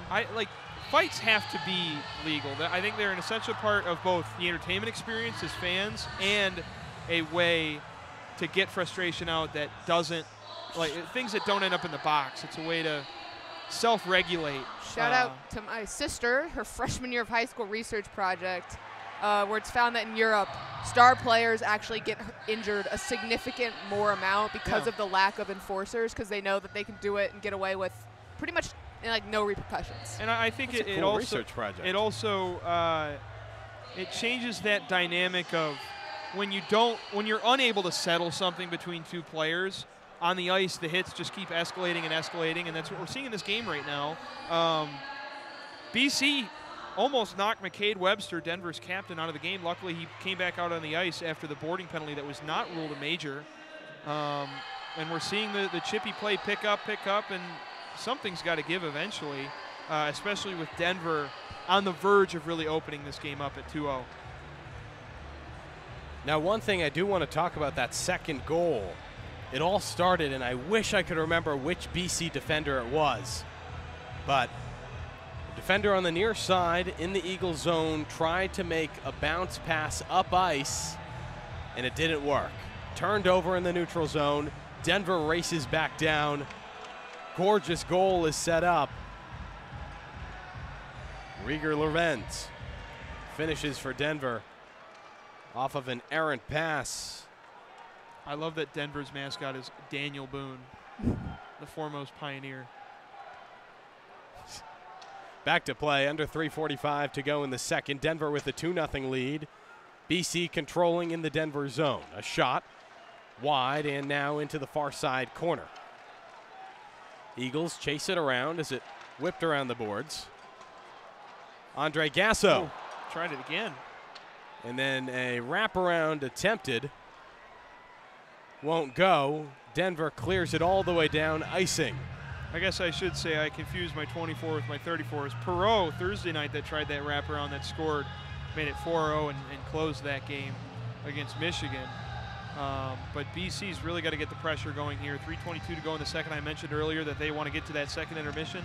Now with a chance and a face-off in the Denver end, a way to start clawing back in this game. But it's that thing where the first one's got to come before you can keep scoring after that. That was Michigan's problem 2 nights ago. Far side draw in the Denver zone, won by the Pioneers. Trickled back into the corner. The Pioneers still looking to break out. Kieran Sebrian finally managed to shift the puck into the neutral zone, and They'll almost come away with an opportunity. Instead, Hershuk moves it to Minetian. And the Eagles finally maintain possession in the Denver zone. Minetian with the puck at the near side. Can't hold on to it. It's stolen away. It'll be a fast break for the Pioneers down the other way. Here's the setup. Quick pass to Jack Devine. The shot saved by Jacob Fowler. And maybe not Selke winners among Denver's forwards, but certainly really capable defenders on the wings, and you've seen that executed in the forecheck. It seems like any pass up ice that is slightly off target, Denver's able to be right up there, and you can hear the crowd swell as they anticipate a fast break. Boston College was lucky on that last puck in their zone to come away with it. Herchuk got it and sent it up ice. Far side draw in the BC zone. Eagles in possession. And a quick up ice pass. Colby Ambrosio can't hold on to it in the neutral zone. Jack Devine adding pressure for Denver. After a Denver dump, Eagles will try the breakout once more. Jack Malone up ice, carries the puck, tries the shot, it's wide. Aiden Thompson picks the puck up for Denver, leaves it for Devine. Or rather, he was knocked down, so the puck left itself naturally. Back to Thompson. He tries a cross-ice pass to the point. It's tipped. The Eagles move the puck to the neutral zone. Devine back with the puck, dumps it low. Played by Fowler back behind the net. Over to Jamie Armstrong. Armstrong dumps up off the boards to Gustafsson. I mean, the effort we're seeing from Denver all over the ice, it seems like all of them have bought in to be true 200-foot players. Gustafsson tries a long pass up ice. It's tipped by an Eagle, such as to avoid the icing. But BC can't set up possession. Denver almost comes away with a breakaway. Instead, a long pass simply turns to a dump and chase. Tussle in the corner for the puck. Gustafsson manages to come away with the puck, bumps it out to Bengtson.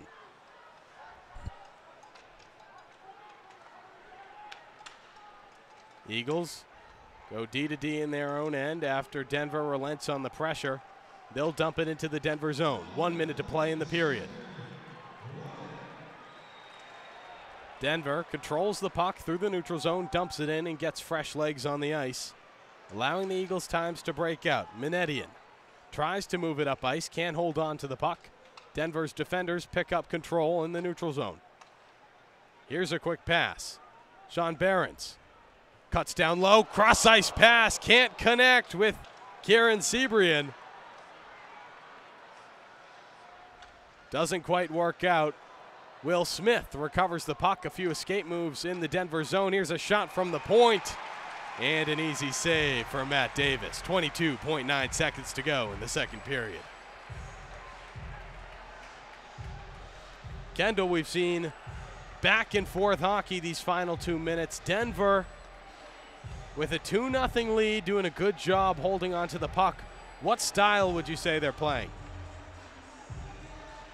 Calm. I feel like especially since that second goal, Boston College has looked very frantic. Not even necessarily in a way that they need to be, but I feel like, once again, that might be the youth, the inexperience. Denver looks completely composed. Even when they're making mistakes, they don't look like it's the end of the world. They just recollect themselves. Someone steps up big, and they're right back to it. Will Smith is tripped up as he was carrying the puck. Turns over an opportunity, and Denver will get a chance. I believe it was Sebrian crashing in on the net, tripped up and bumped into Jacob Fowler. And a few defenders come in and, quote, enforce in front. That certainly wasn't Sebrian's fault. No, it's a little hilarious that, like, your guy knocks the dude into the goalie, and you're like, hey, get out of there. Like your friend didn't put him in. Yeah, no kidding. 13.4 seconds to go in the second period. A far side draw in the BC zone, perhaps an opportunity for 1 or 2 more shots from the Pioneers. Things have worked out for Denver this period. 2 goals to BC's 0. Here's the draw. Denver wins it back. Jack Devine chops the puck out of the air, and the Eagles are able to clear to the neutral zone. Fast breaking Hershuk moves the puck up into the Denver zone, and as the horn blows, the puck settles into the corner. A 2-goal period for the Pioneers. They finally found their route west. Things have come alive as we look towards the third in the Frozen Four final. I saw you did there. Thank you. Appreciate that. Now, Kendall, you work with, and I do just want to shout out, ESPN just showed a graphic. Denver 25-1-2 this season when leading after 2 periods. I think very not too important shabby to note. And for those of you who have joined our broadcast, all 10 of you, we're happy to have you with us. We are WCBN, Michigan Student Radio. Of course, the Wolverines eliminated, so we are broadcasting the championship, both because it's an honor and because when else will we get this opportunity? So Denver with a 2-0 lead over Boston College. At the second intermission, Kendall, you've had the opportunity this winter to intern with the U.S. National Development Program. That is a program that has worked with many of these players, many of the commits for these teams, Michigan, other leading teams. And William was talking about how BC is playing like a younger team. Do you see that reflected in what you've seen all winter? I mean, I think we do. I don't necessarily think that means they're inexperienced. The NTDP, in case you are unaware, anyone listening is unaware, plays in the USHL. And in the USHL, there are people who are 16, but there are people who are 20 years old. So they're playing with pretty much a range of ages, including people you play in college. So it's not entirely kids.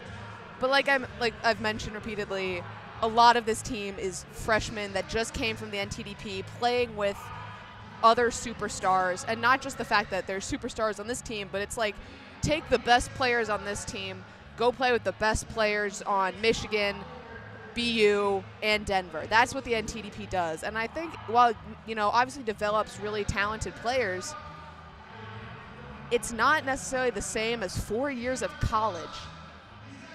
Because you're playing with, the best players in the world. So, and then you're immediately splitting up again. So while Will Smith might be better than any guy on Denver, he's been playing with these guys for 4 years. He's been part of Denver. He knows the team. He knows the system. Whereas in the NTDP, especially like Will mentioned, we're kind of seeing the one and done. They go to the college. They have fantastic individual seasons. And sometimes it doesn't work out as well with the team because they're not building that camaraderie. They're not building a team that's known each other. And this isn't just NTDP exclusive. This is any player that's good that can just leave college after their freshman year. Yeah, I agree, and I appreciate that insight. And the analysis makes sense. When you're playing on an elite team with all other elite programs, things might work out a little bit better. And then when you're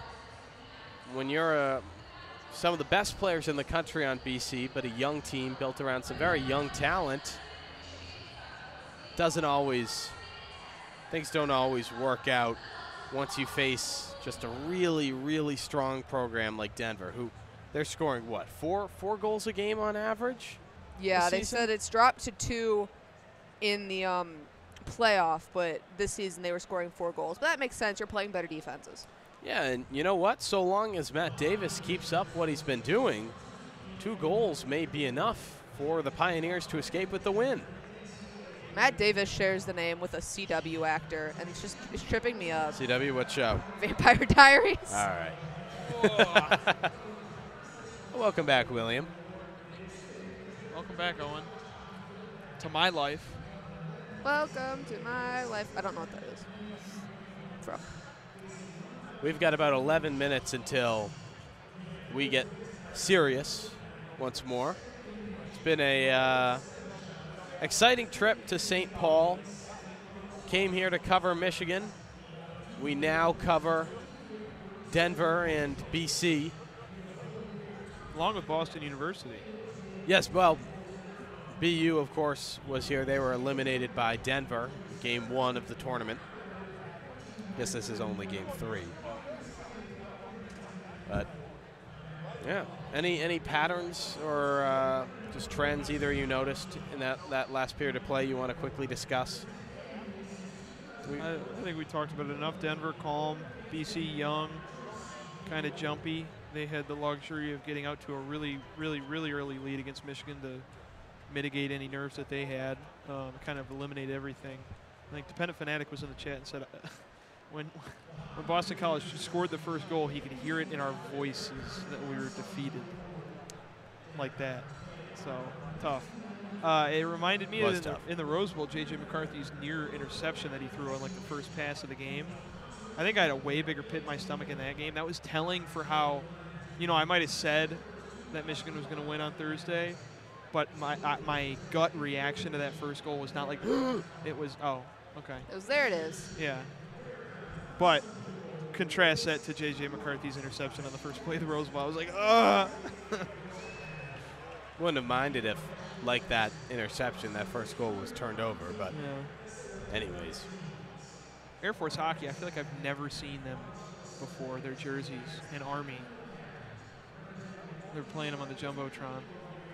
I do want to see the Capital One Cup standings were just on the board for a minute. Clemson and Michigan and South Dakota State tied for the #1 spot for men's sports. It's like a cumulative all sports metric, which I think football's got to count more, I feel like. Because South Dakota State won the national title, Michigan won the national title.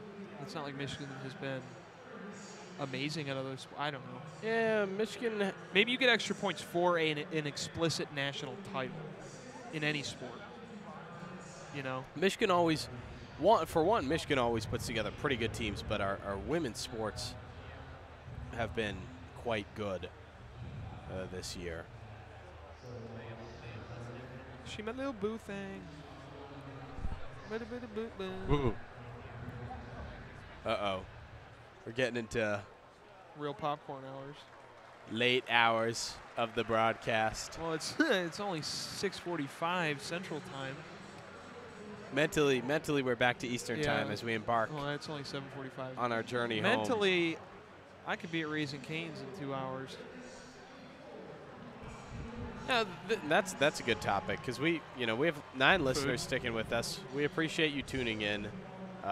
Hopefully, as stupid as our intermissions are, our broadcast has been enjoyable. I think we've been balancing the fun and proper call well, and it certainly benefits from the analysis of Kendall and William, much more so than William's call benefited from my analysis yesterday, but or on Thursday for that matter. That said, Raising Cane's, our thoughts. And for those of you listening on YouTube, we welcome your thoughts in the chat. Well, our thoughts on Raising Cane's. Well, okay. Well, I'll say this. I think Raising Cane's is great, and I love it. But that's because there isn't one in in Ann Arbor, and up until Christmas there wasn't one in Rhode Island. I could only have Raising Cane's on a road trip. I just like I don't know. I don't even have to qualify it. I just like it and would rather eat it over like a lot of stuff.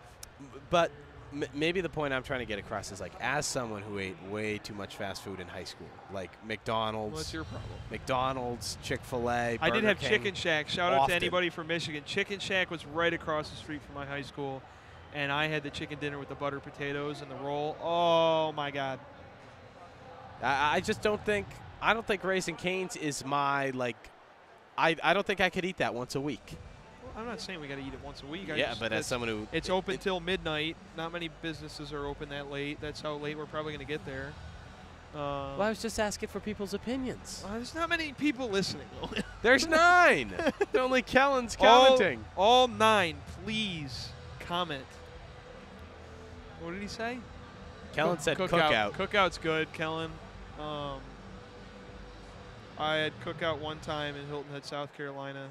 They have a wide variety of menu options. Quesadillas, hush puppies, burgers, milkshakes, french fries. All the good stuff that you'd want. Can we show my Boston College graphic? Because it's not going to be accurate later. Yeah. I like that.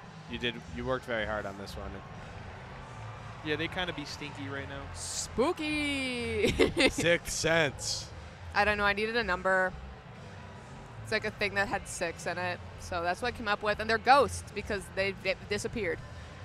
True. Wait, what is the actual? Oh, championship number 6. Okay. Yeah, Let's they're look at the looking for their certified 6th. wagon, though. This one might be more accurate. The Hey, Denver one. Kendall, how about my prediction? 3-1. You know what? I never said I was good at that.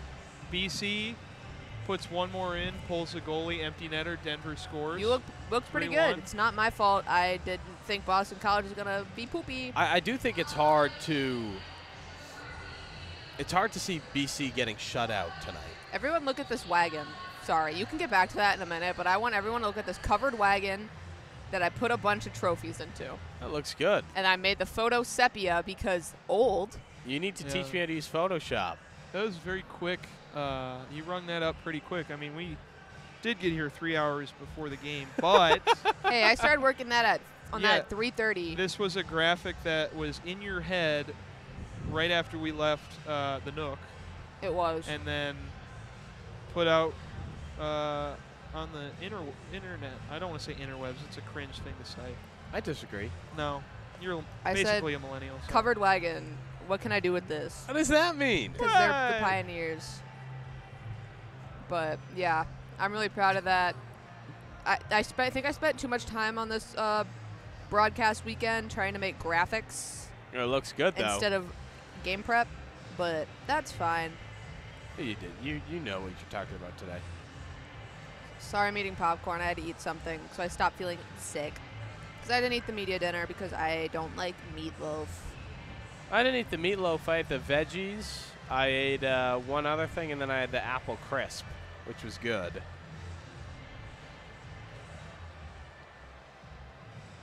About 4:20 to go here in the second intermission. Passing notes in class. On so the you guys broadcaster can't cam. hear us. I mean, yeah, it's on the broadcaster cam. I want people to take pictures of us for the mothers. It's always for mom. It's for your Instagram. No, it's for mom. Our intended photographer is not here, but I Yeah, will show her your true. ransom note when It's a little bit of a ransom My note. scribbles. when they get back. That's how anyone watching, listening, whatever you call it, that's how you know that we're student radio. And I don't think when you have the professional guys, they're asking people next to them, "Hey, can you take a photo of me while we're broadcasting?" And this one's going to be my mommy. Please. Let's go crazy. That's not the song it's on, but the beat is like that. It's a good song. I could listen to that right now. Yeah, we are in the Twin Cities. There's a framed Prince jersey downstairs with the Prince symbol. Saw that. Was cool. The artist formerly known as. I'm gonna do that one day. The what formerly known as Owen. The human, the broadcaster. Okay. I wouldn't exactly classify you A as broadcaster. strictly human. Oh, human? Why? Is it my eating habits? No, I don't know. I don't get hungry until like 1 p.m. It's annoying. Yeah, you've really been messing up our eating schedules. You're like, oh, I'm not hungry, but I'm hungry now. But I'm not hungry when I'm eating this thing. Could you finish it for me? But then I'm hungry after you finish it for me. All right, well, that was because I ate a whole pack of Gushers in the car. I got beef jerky for the ride home tomorrow. Ew. What do you mean, ew? I don't like beef jerky. That's nasty. Yeah, good. You don't eat it then. No, I want more Gushers. Gross. That's gross. Ugh. You're on camera. I know.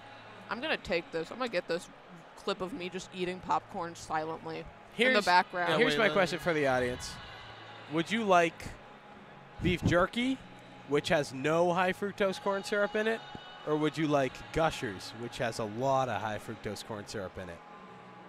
I would like Gushers.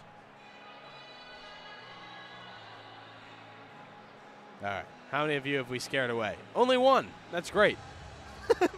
The third period is next on WCBN Denver 2, BC nothing. I love the Jumbotron reactions of people that are like, oh my God, I'm on the Jumbotron. And then they either turn away or they Thanks get for letting really me excited. eat popcorn in silence. I'm going to make a meme out of that. That's one of the few things I wish I could have done at school is take a psychology class and ask about the psychology of the video board. Like make your hand go like.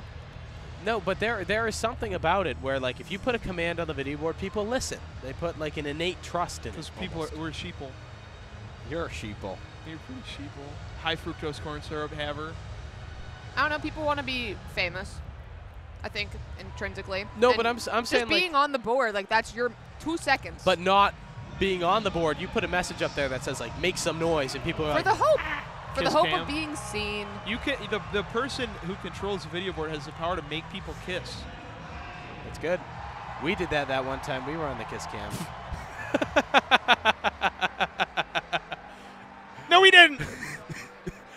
2-0 our score. 30 seconds away from puck drop. We've only slept together in the same bed the past 3 nights, and we'll continue to do so tonight. But we did not kiss on the kiss cam. Shared a bed. There you go.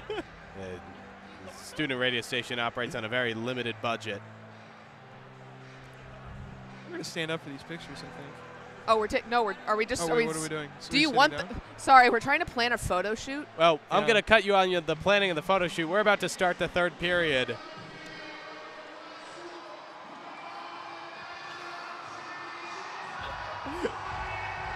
We're 20 minutes away from crowning a national champion. Denver, BC. Set for the draw at center ice. Denver with a 2-goal lead over the Eagles of Boston College. And we are underway. Boston wins the draw back to the defenders. They'll dump the puck in.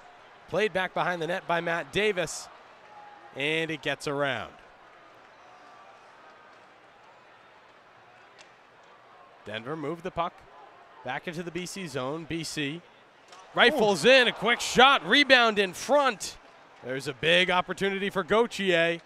The goal leader for this BC team couldn't finish. And Denver manages to clear to the neutral zone. Boston dumps it back in. Played back behind the net by Davis. Out to the far side to his defender and way up ice, tipped to avoid the icing. Drew Fortescue tries to pick up the puck. It might have gotten stuck on wet ice back behind the net, but anyways, the Eagles come away with the puck until an errant pass deflects off a stick. And the Pioneers are able to dump the puck back down again. I got it. BC brings the puck back down low into the Denver zone. An errant pass moves it back to the neutral zone. D to D, Drew Fortescue looks up ice to Perreault, tipped. Matt Davis plays the puck back behind the net. And Denver finally breaks out once more. It's McCade Webster in a fight for the puck, and a delayed penalty is coming on Denver. The team up 2 goals will be down a man for the next 2 minutes. We talked about it during the intermission. It's going to be hard to keep BC off the scoreboard, and this is their first opportunity with the man advantage. The country's 2nd best power play. Webster goes to the box for a hold. St. Louis. Sorry, I've been holding myself back from that all game. Well, That's all right. We're just he's going to the box, so why are you cheering him? I didn't say Just St. Louis that. mentioned. Just okay. St. Louis mentioned.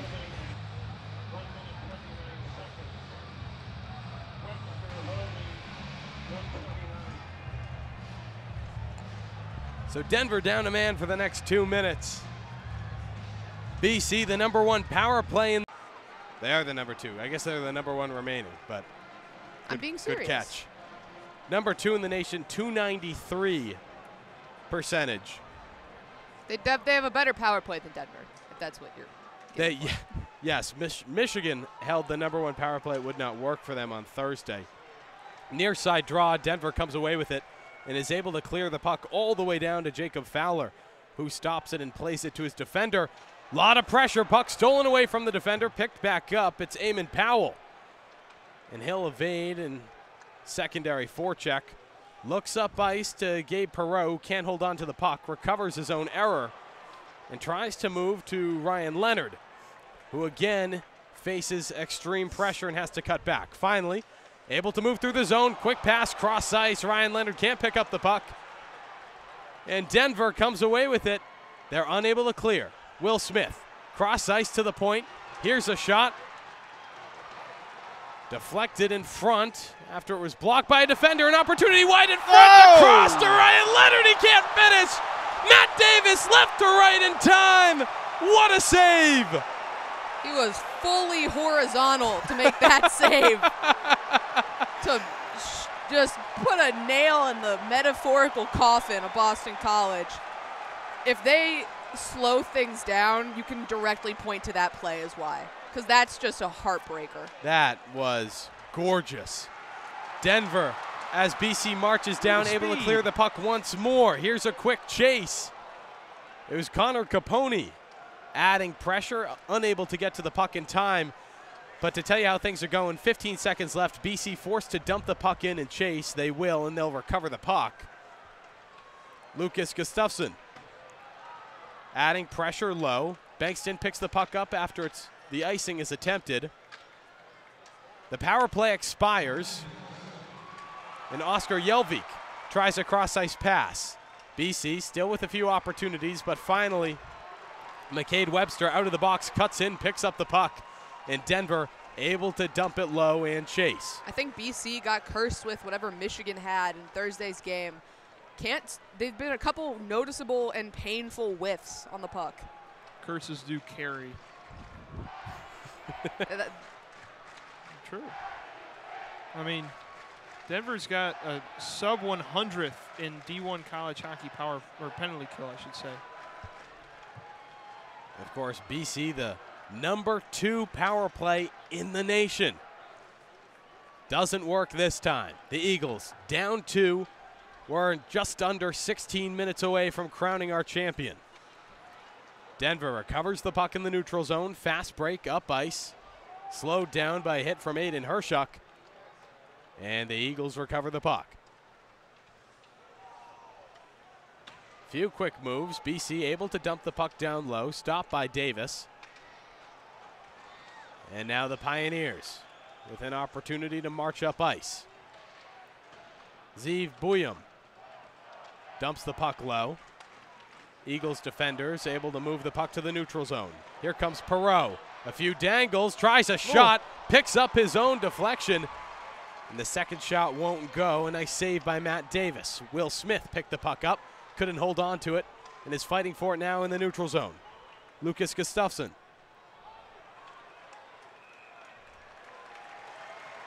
Everyone was trying to make something happen. Ultimately, the Eagles ice it. We'll have a stoppage, 14:48. A chaotic few minutes. Kendall, William, what did we just see? Good hockey. Exciting hockey. BC putting the pressure on Leonard. Oh, my goodness, what a stop for Matt Davis. The statement moment of this game, if Denver wins, obviously you would think it would be the first Look two at Leonard. goals. Look. I'm sorry, just watching the replay of Leonard after that, just you could see the visible frustration for missing that. Not really missing anything, but Davis making the save. And Kendall, I think you are 100% correct when you categorize Davis as horizontal. That was a dive and kept BC off the board. Pioneers able to stifle the BC break. Eagles recover the puck in the neutral zone.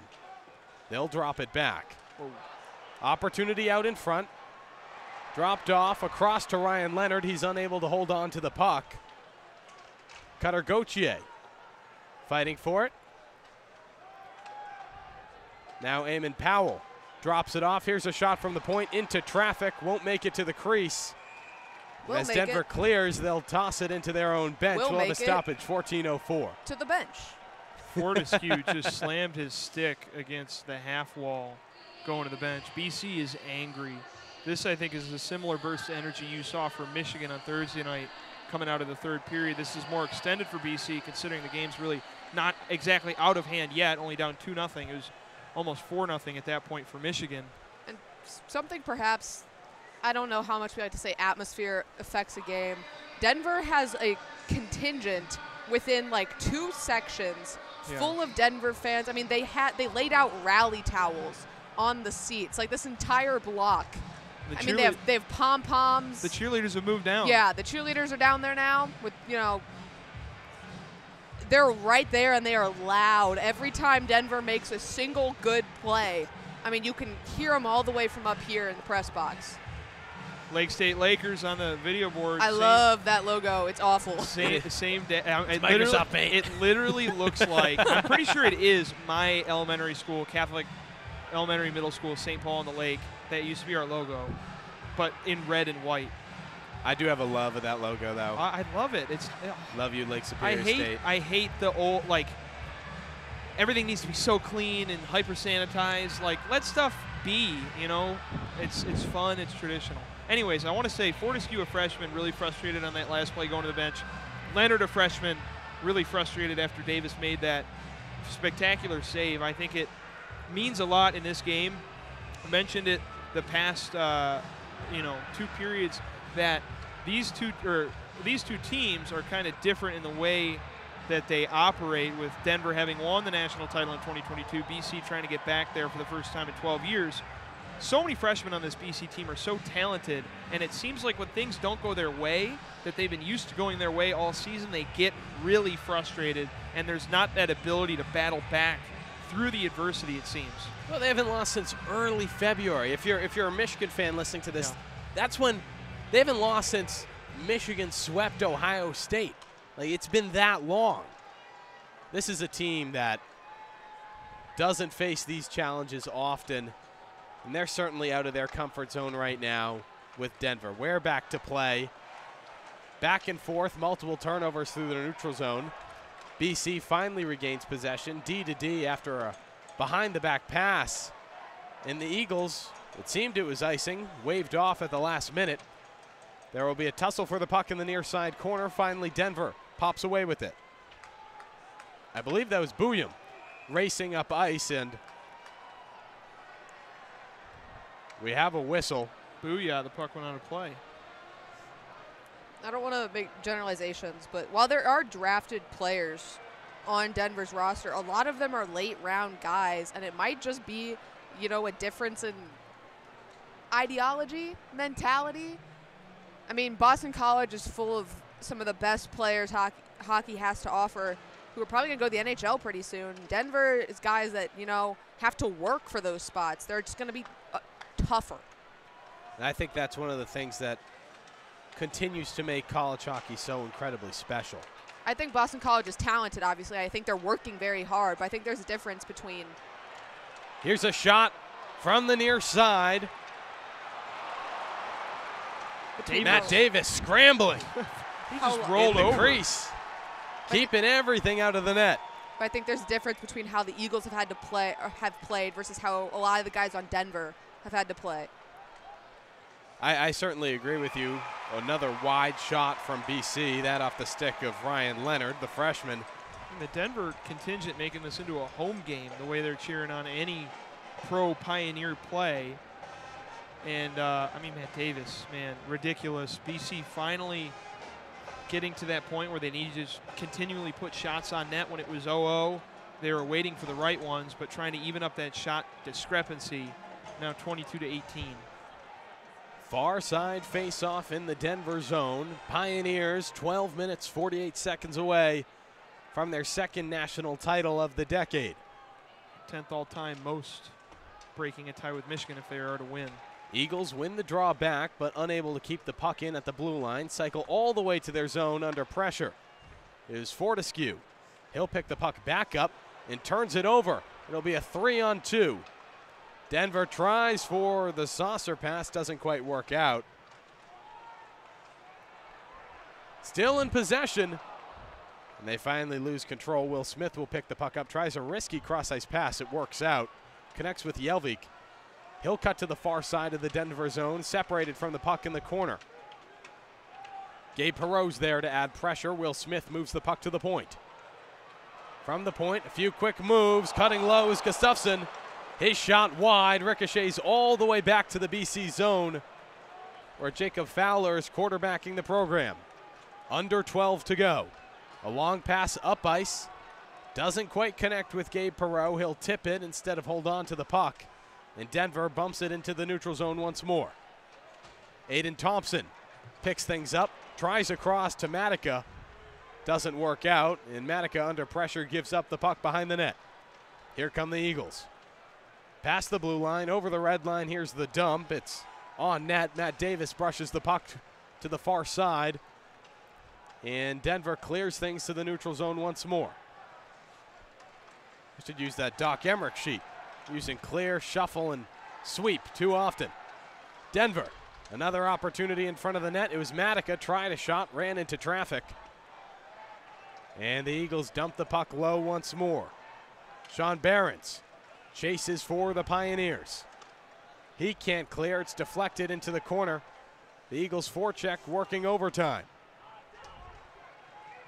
Denver manages to get another stick onto it. Here's a break, 2-on-2. Sam Harris fighting for the puck.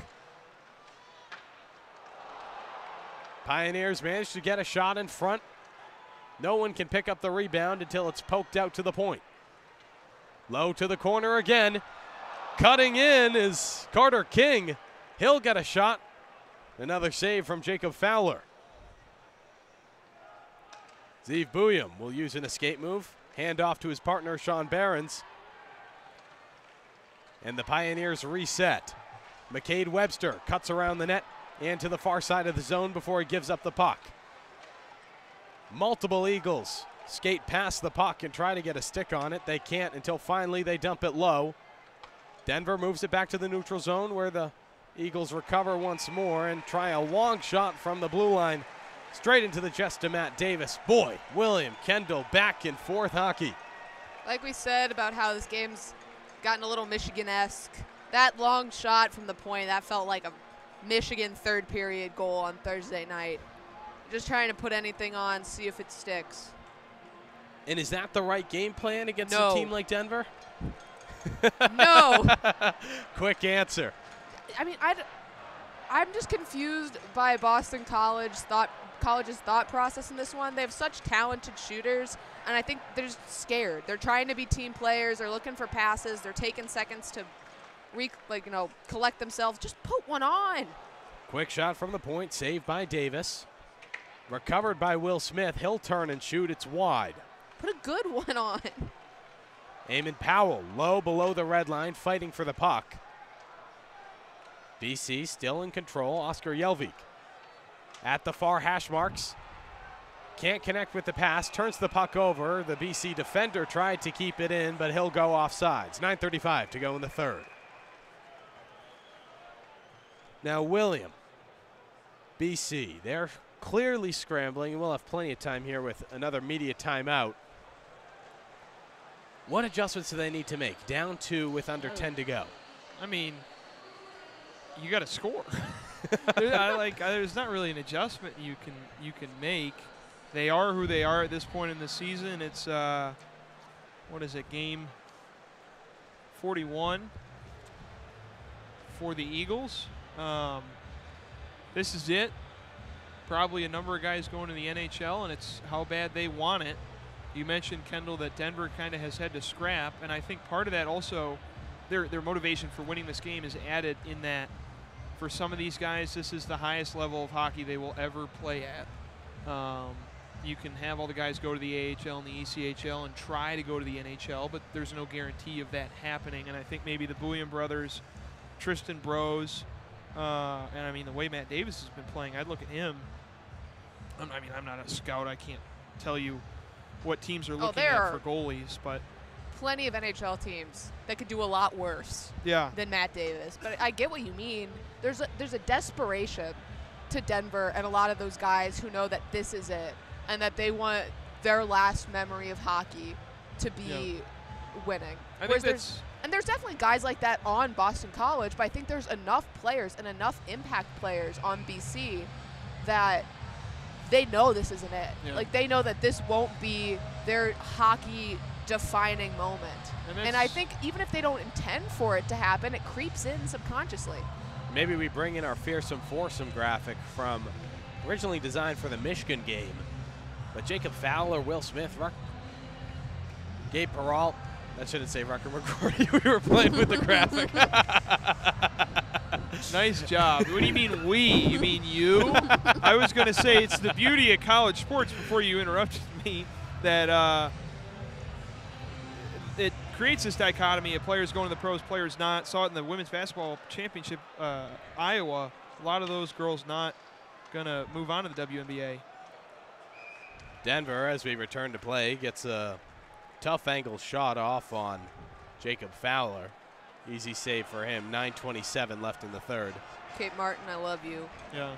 Not relevant, sorry. I mean, some of them might go to Europe, but still, you'll never play at this level of hockey again with a packed house like this against future NHL superstars. I think it's safe to say with Smith, Leonard, and Gauthier, Fowler, whoever else you want to say.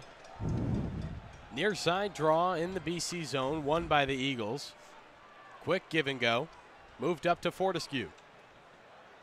Up ice to Andre Gasso, who'll dump it low and played behind the net by Matt Davis.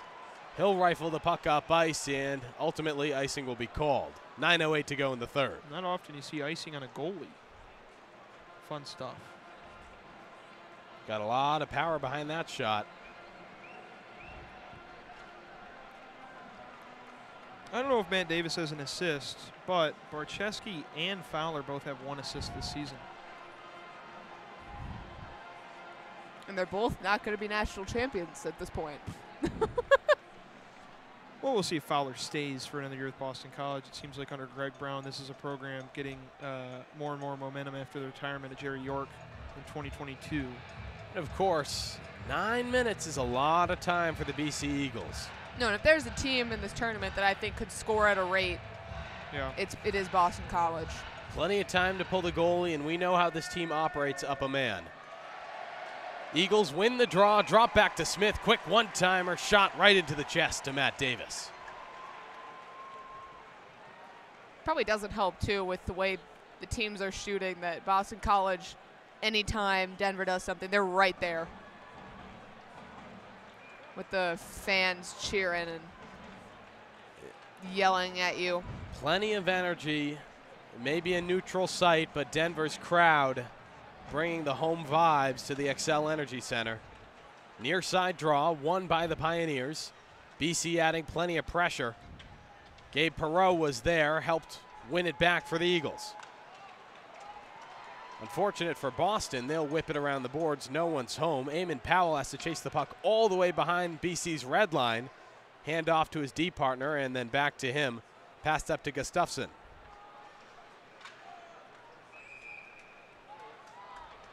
Puck will go out of play after being deflected in the neutral zone into the Denver bench. 8:40 to go in the third.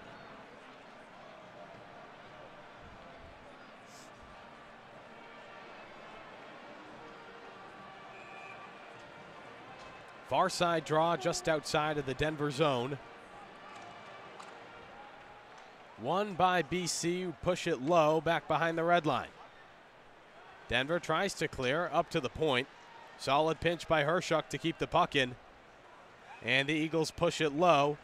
Covered by Matt Davis. They'll draw a near side face-off in the Pioneer zone.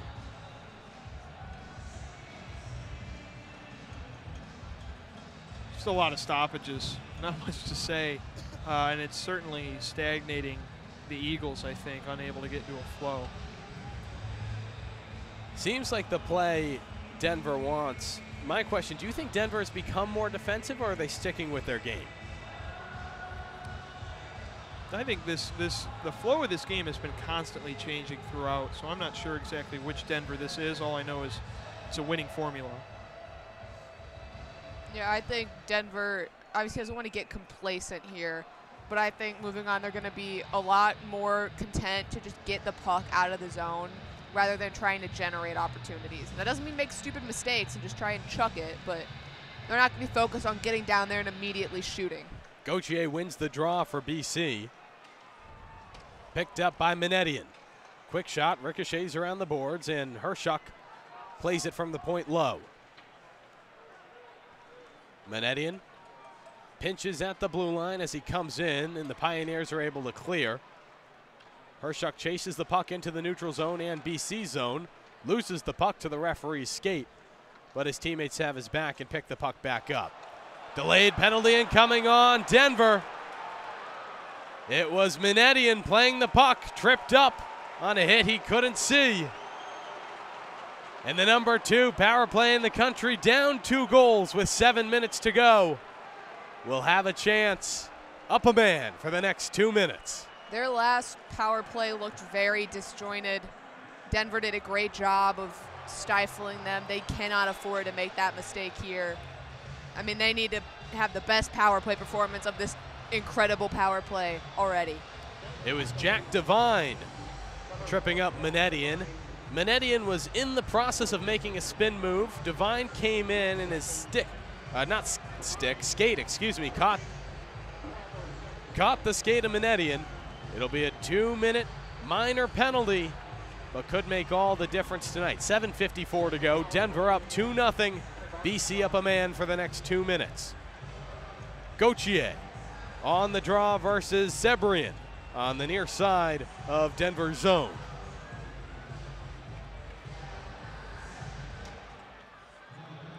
Eagles win the draw. Bump it out to Smith at the point, now down low. Perreault tries the cross and BC recovers. Smith at the hash marks near side tries a shot. Picked up by Gauthier. Back to the point. It's Eamon Powell at the point, and after a few passes to Smith. Over to Perreault and deflected in front. Gauthier tries a shot through the traffic, it won't go, and the Eagles maintain possession in the far side corner. Perreault tries a pass to the point, deflects off the boards and no one's home. Eamon Powell chases the puck, and Denver able to clear. Here come the Eagles once more. Will Smith tries a shot from the far side. He'll recover his own rebound, move the puck to the point. Down low to Perreault, out in front, another shot, and another save by Matt Davis. 1:06 to go in the power play. Matt Davis is by far and away the most outstanding player in this tournament. Made a number of 10-bell saves against Boston University, and tonight against Boston College, I think equally up to the task, if not more so. Clean sheet through 53 minutes and 1 second in this game. Back to play. Just over a minute to go in the power play. BC controlling. They'll whip it to the near side. Jelvik back up to the point. Bankston. And back to Jelvik. He'll try a shot. It's wide. Ricochets around the boards. Over to Bankston. And to Jelvik again. Cuts in. Tries the wide shot. Quick move by Davis. He's there in time. Matt Davis can cross the crease like no other. I mean, we've talked a lot about Jacob Fowler so far in this tournament, but Matt Davis giving us all the reasons to forget why we did. He's been outstanding. 20 seconds to go in the power play. Will BC be stifled once more? They'll move the puck. Cross ice, one-time shot from Gauthier. Another save from Davis. 10 seconds in the extra man. BC out to the point. Bankston tries a shot. It's deflected. Oh. Multiple players run into each other at the far side boards, and the Pioneers return to full strength. Multiple chances that Denver could have cleared that puck out of their zone during the kill and didn't, and it led to huge BC chances, and the Eagles just snake bitten tonight. Matt Davis on top of it all. Here's another chance for Boston College. Hershuk laid a pass out in front. No one could grab hold of it. Smith was there. With 5:25 to go in the game, Denver holds on to a 2-0 lead. And their, what is it? 100-something best penalty kill in the nation? I was wrong in saying that. Don't worry about it. I messed it up. It's 100 out of whatever chances. Well, here's what I wrote. It's not 100 teams. 46th. They're 46. Okay. I wrote earlier 46. 46th penalty kill in the nation. Fault. It also feels like That's okay. BC this entire time has been inches away from greatness. There's constantly been plays that, you know, the puck's 1 inch to either side, and it's highlight reel stuff, but when you're off, everything is off, and they are just not clicking in any areas right now. And that's hockey, a game of inches and a game of luck, more so than any other college sport. BC controlling the puck in their own zone. 4:30 to go. The Eagles marching up ice. Jack Malone holding on to the puck as he whips behind the net. Finally dropped off to Armstrong. Jamie Armstrong is laid out. It's Zeev Buyum who knocks him down. But still BC holds onto the puck. Gustafsson gets a shot off. It's tipped in front right into the glove of Matt Davis. And BC has pulled ahead of Denver in shots. You wouldn't know it based on the score. Still 2-0. Davis redirects, direct shots with a screener in front. He's made every save available to him in this game. Hasn't allowed a goal since the 12:15 mark in the first period against Boston University. A long time that he's been clean in this tournament. He has really just come into his own, bit shaky on that Boston University goal in the first game. Maybe not the best that you want to give up, but since then he has been lights out. Denver looking for their 5th title since 2000, 10th overall. Them, along with Boston College, and maybe you could say Minnesota Duluth winning 3, are the premier programs of the 2000s as they have unraveled thus far. Certainly the East Coast and Denver in that NCHC conference have kind of owned the Big Ten territory. I didn't mention it on the broadcast on Thursday, but the current Big Ten conference has yet to win a national title. The CCHA the teams were previously in the CCHA. Michigan State was in the CCHA when they won in 07. Wisconsin, Minnesota also not in the Big Ten during their last title wins. And we've heard it mentioned that since that consolidation of the Big Ten, and you have these consolidations of the conferences where the really, really good teams all kind of sit in one conference together, it allows auto bids from smaller conferences to make it through. This year is unlike that, though, with 4 of the 6 4 of the 6 best college hockey programs ever. North Dakota and Minnesota not present at this tournament, but Denver, BC, BU, Michigan are among the best of those 6. Of course, BC locked out of the title since 2012. A Tiffany program unable to reach the ultimate goal in over 12 years. 4:11 on the clock. Likely moments away from the Eagles pulling a goalie.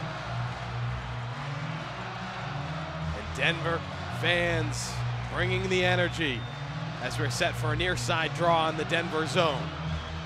Gauthier wins it back for BC. Pass out in front, a scramble, the third shot saved by Matt Davis. 1, 2, 3, he's on top of them all. I mean, they might as well go start engraving. I don't know how it works. They might as well go start engraving his name on the MVP trophy if they do that. If they don't start, I don't know, writing his name down. I cannot picture a better performance from a goaltender in a championship game than the one that Matt Davis is putting on right now.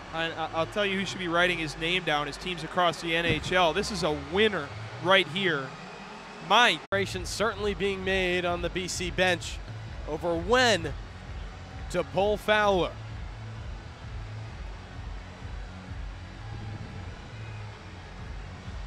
Maybe I was too conservative with my my 3-1 pick. We'll find out. Gauthier and Tristan Brose on the draw. Brose comes away with it. Pass dropped off to Buyum. Buyum carries the puck into the neutral zone, turns it back over, and BC immediately fires it on net. Matt Davis covers it up. We'll have another Denver Pioneer Zone face-off. 3:49 to go in the third.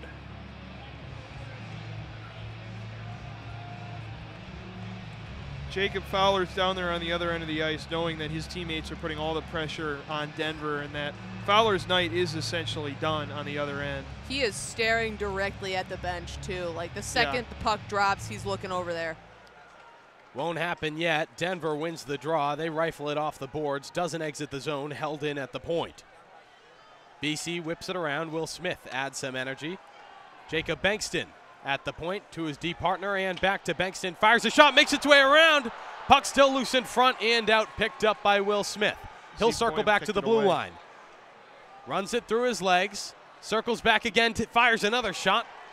Off of Davis into the near side corner. Open in front again. And finally, Denver able to clear the puck. Luckily, Fowler still in net for the Eagles as the Pioneers get a shot on net. Boston College cannot get an ounce of puck luck right now. I mean, those were excellent bounces that just nobody was there to convert on. The analytics say you got to pull the goalie early if you're down 2. Fowler's still out there. We'll have an offsides entering the BC zone, so this will prevent BC from pulling the goalie further.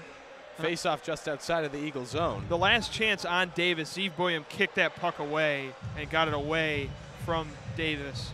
Huge move from the freshman who's in line to be a high pick as a defenseman in the next NHL draft.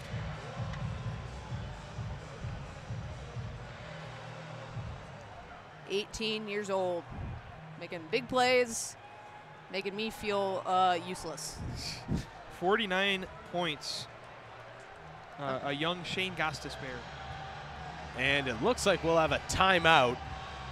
Have to assume Denver fans counting to 10 over there on the screen that they just, on the ESPN broadcast that they just showed. Like we've mentioned, if with this one, they'll take sole possession of first overall in most championships.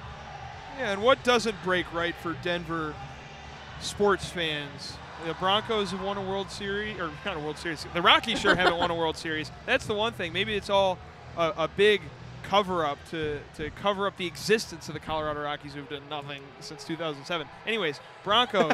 Oh, no, we don't need to get into the Avalanche. Nuggets. We can ignore that. Colorado football's fun. Colorado basketball and men's and women's Colorado basketball. football isn't fun. They will be fun, trust me. Okay. But and then you're like beautiful people. You get to just go out in nature all the time. Come on. That's true. You have enough. They deserve and more. And now you're gonna take the tie from Michigan. Yeah, seriously. You're gonna take even more from them. Come on. Read the room. No, I'm gonna go drown my sorrows in the Ann Arbor Arb. They can go climb like 12 mountains. And hear the UM Health helicopters buzzing overhead. Yeah. 2:59 to go in the third. Face-off just outside of the BC zone on the near side of the ice.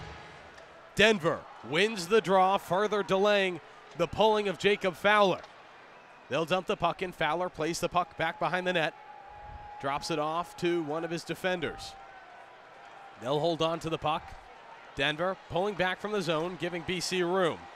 Cutter Gauthier tries to cut through the zone. Fowler out of the net, BC with the 6-man.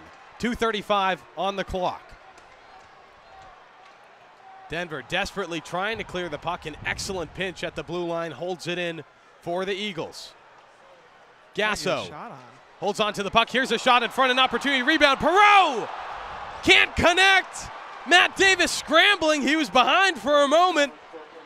Somehow evades trouble. Ryan Leonard back up to Will Smith. Point. The shot is wide. Cycles out to Gauthier. And that's what I mean about puck luck. They're creating chances, good chances, and then it's just errant bounce, and it's nothing. Eamon Powell, one-timer from the point. Deflected by Davis. Under 2 to go. BC drops the puck back. It's Gasso chasing after it. And Denver finally clears the puck. This might not have enough on it to be icing. It doesn't. Will Smith chases down to 1:40 on the clock. I didn't realize shutouts were contagious. Will Smith hands the puck off to Eamon Powell, who drops it back to Smith. Denver. Looks up ice. Gasso will dump the puck in, forces BC to chase. Unwise decision. But finally, the BC pinch can hold the line. Scratch that. Denver manages to clear the puck after an errant pass is tipped. The Eagles look up ice fast. Here's an opportunity. And the puck is turned over right into the stick of Gauthier, who gets a shot off on Matt Davis. Makes the save, 1:09 to go in the third. And instead of making a play on the puck, it looked like Sebrian just met Cutter Gauthier at the rim. No, it was Barons. And essentially sent him to the ground. And then Barons goes flying as Leonard comes to clean it up. They just showed the coaches on ESPN, and you can see a little grin on one coach's face and a grimace on the other. David Carl, the second youngest coach in D1 college hockey. Both these coaches know a national title. Greg Brown won one in 2012 as a BC assistant. Of course, David Carl a minute 9 seconds away from his second. Denver wins the draw on the near side, ices the puck down. That'll cut another 7 seconds off the clock. 1:02 to go in the third.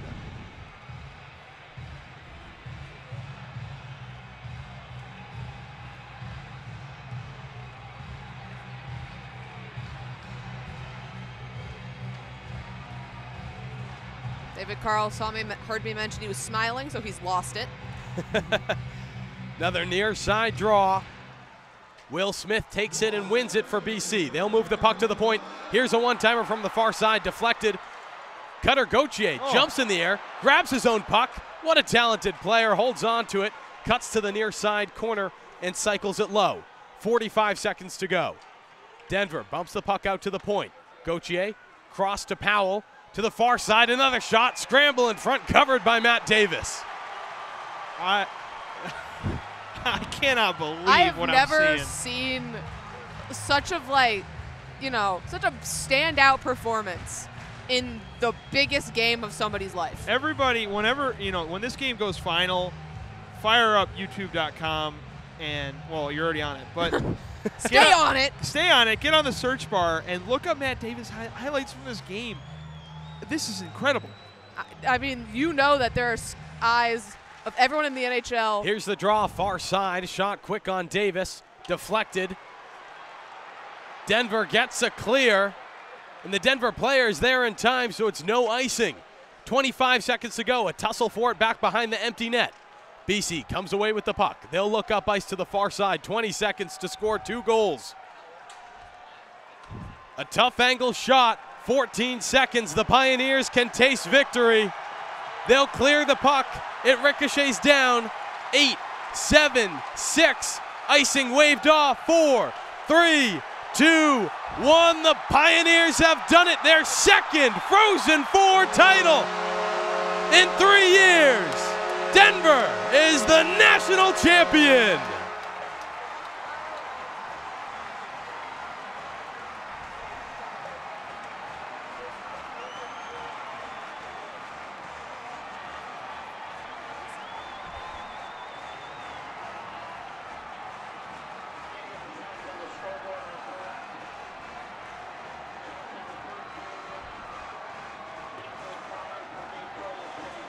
The Pioneers celebrate in the far corner of their zone.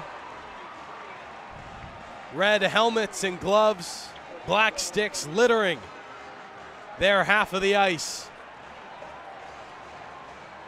And BC Eagles sit, kneel,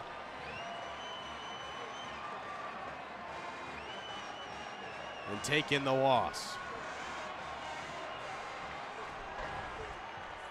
I mean, back to Matt Davis. When you know there's a scout from every single NHL team in here to watch your teammates, why not have the game of your life? Why not make it about you? Phenomenal. Just an incredible performance. He saved this game over and over again, a 35-save shutout in the national championship. I don't think there's ever been an easier call in anyone's life than to give him the most outstanding trophy. And if you don't see them celebrating in the corner and you just look at all the equipment, it kind of looks like they got raptured. Yeah, and BC's just sitting over there waiting for the handshake line. If you don't see Matt Davis on SportsCenter Top 10 tonight, what is ESPN doing? Now that they actually have rights to hockey games and they will put them on SportsCenter. What an ending. Not one that I saw coming. After BC routed Michigan 4-0, shutting down every aspect of the Wolverine machine, I did not expect to watch the Eagles get shut out tonight, William and Kendall. I mean, I don't think anyone did. After such a dominant performance against the Michigan Wolverines, I think if you would have told them that, told anyone who just came away from that game that that same team wasn't going to score a single goal, they would have told you were crazy.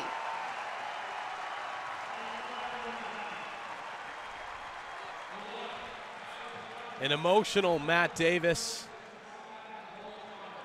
interviewed on both ESPN and the video board in the stadium. Certainly the MVP of this game. Ours, if not everybody's. Filled with tears of joy. With an opportunity to take in the win as Denver takes home the trophy for the second time in 3 years.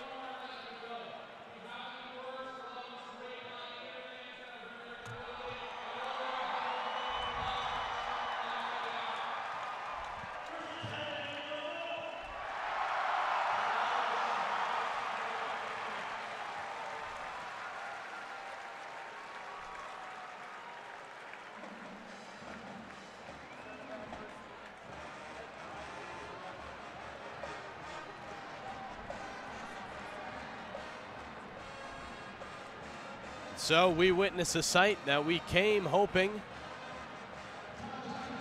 would contain Michigan. William, you do for the second time in as many years. Second time I've seen a team other than Michigan win the national title. It's the same graphics package where they do that logo and then the champions underneath it and the confetti. I could say that. It was there in Tampa when Quinnipiac won it. There's no other feeling than seeing those guys dogpile each other in the corner and throw all their gear in the air. And even if it's like, as a human being, it's a cool thing. And also as a human being, you have to feel for the Boston College Eagles, no matter, what their futures hold. If they're an NHLer or not, you know that they left it all on the ice tonight. Jacob Fowler did all that he could. Same thing with Jake Barczewski last night. You do not expect your uber-talented offensive group to be shut out as a goaltender. You expect, maybe you give up 2 and you still got a shot. But for the past 2 nights, that's been proven wrong, I think, for every losing goaltender. The finals of this Frozen Four are 2-1 in overtime, 4-0, and 2-0. It's very low scoring in contrast to what we all expected. Through that, though, I think,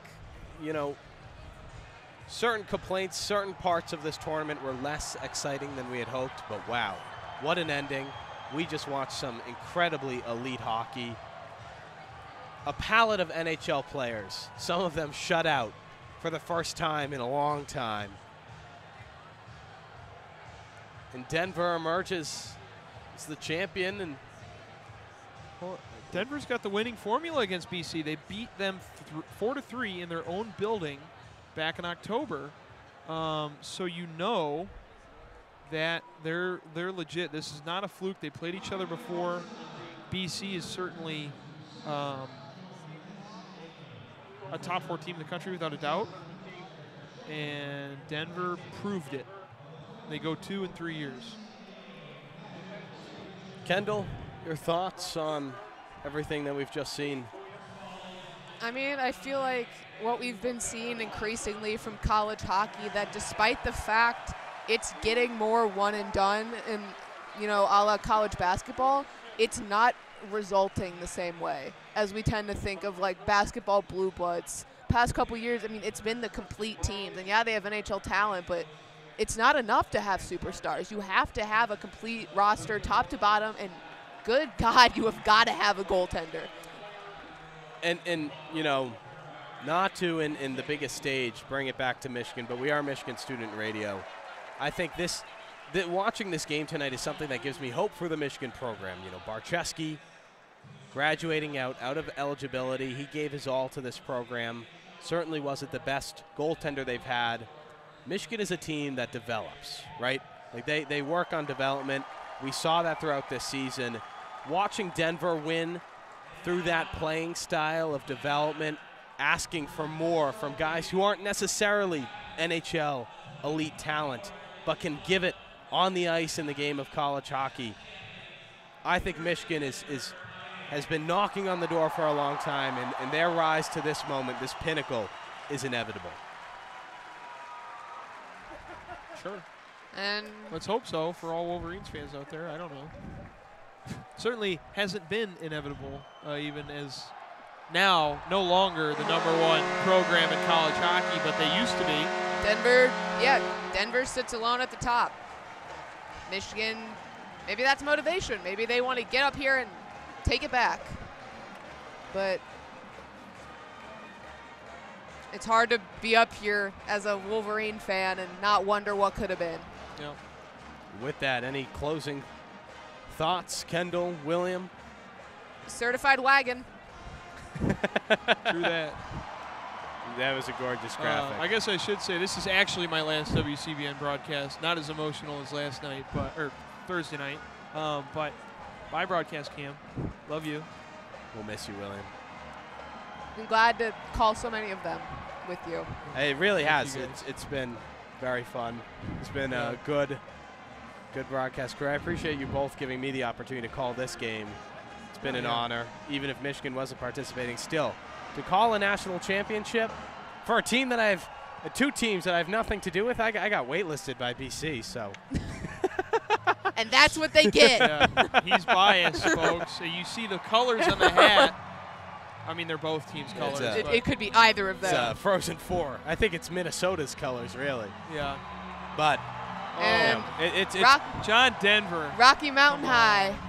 It's been an honor to call this game with both of you. Thank you to both of you for an incredible trip. We've had a lot of fun in the Twin Cities. And thank you to WCBN, of course, for opportunities like this. Sorry, I got to record this for my mom. She loves John Denver. William, you want to send us out?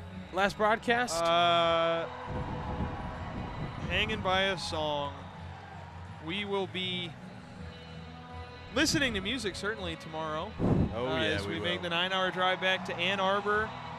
My last one on a WCBN road trip, the last drive back. Hopefully we'll make it a good one. It's a beautiful day tomorrow. Go outside, everybody in the Midwest. Have fun. Thank you to everybody along the way. Adam Bressler, thank you for being in the chat. I gave a lot of thank yous Thursday night, but for Kendall Spencer and Owen Crain, I've been William Gregory. Thank you very much for joining us on WCBN Sports coverage of the 2024 National Hockey Championship.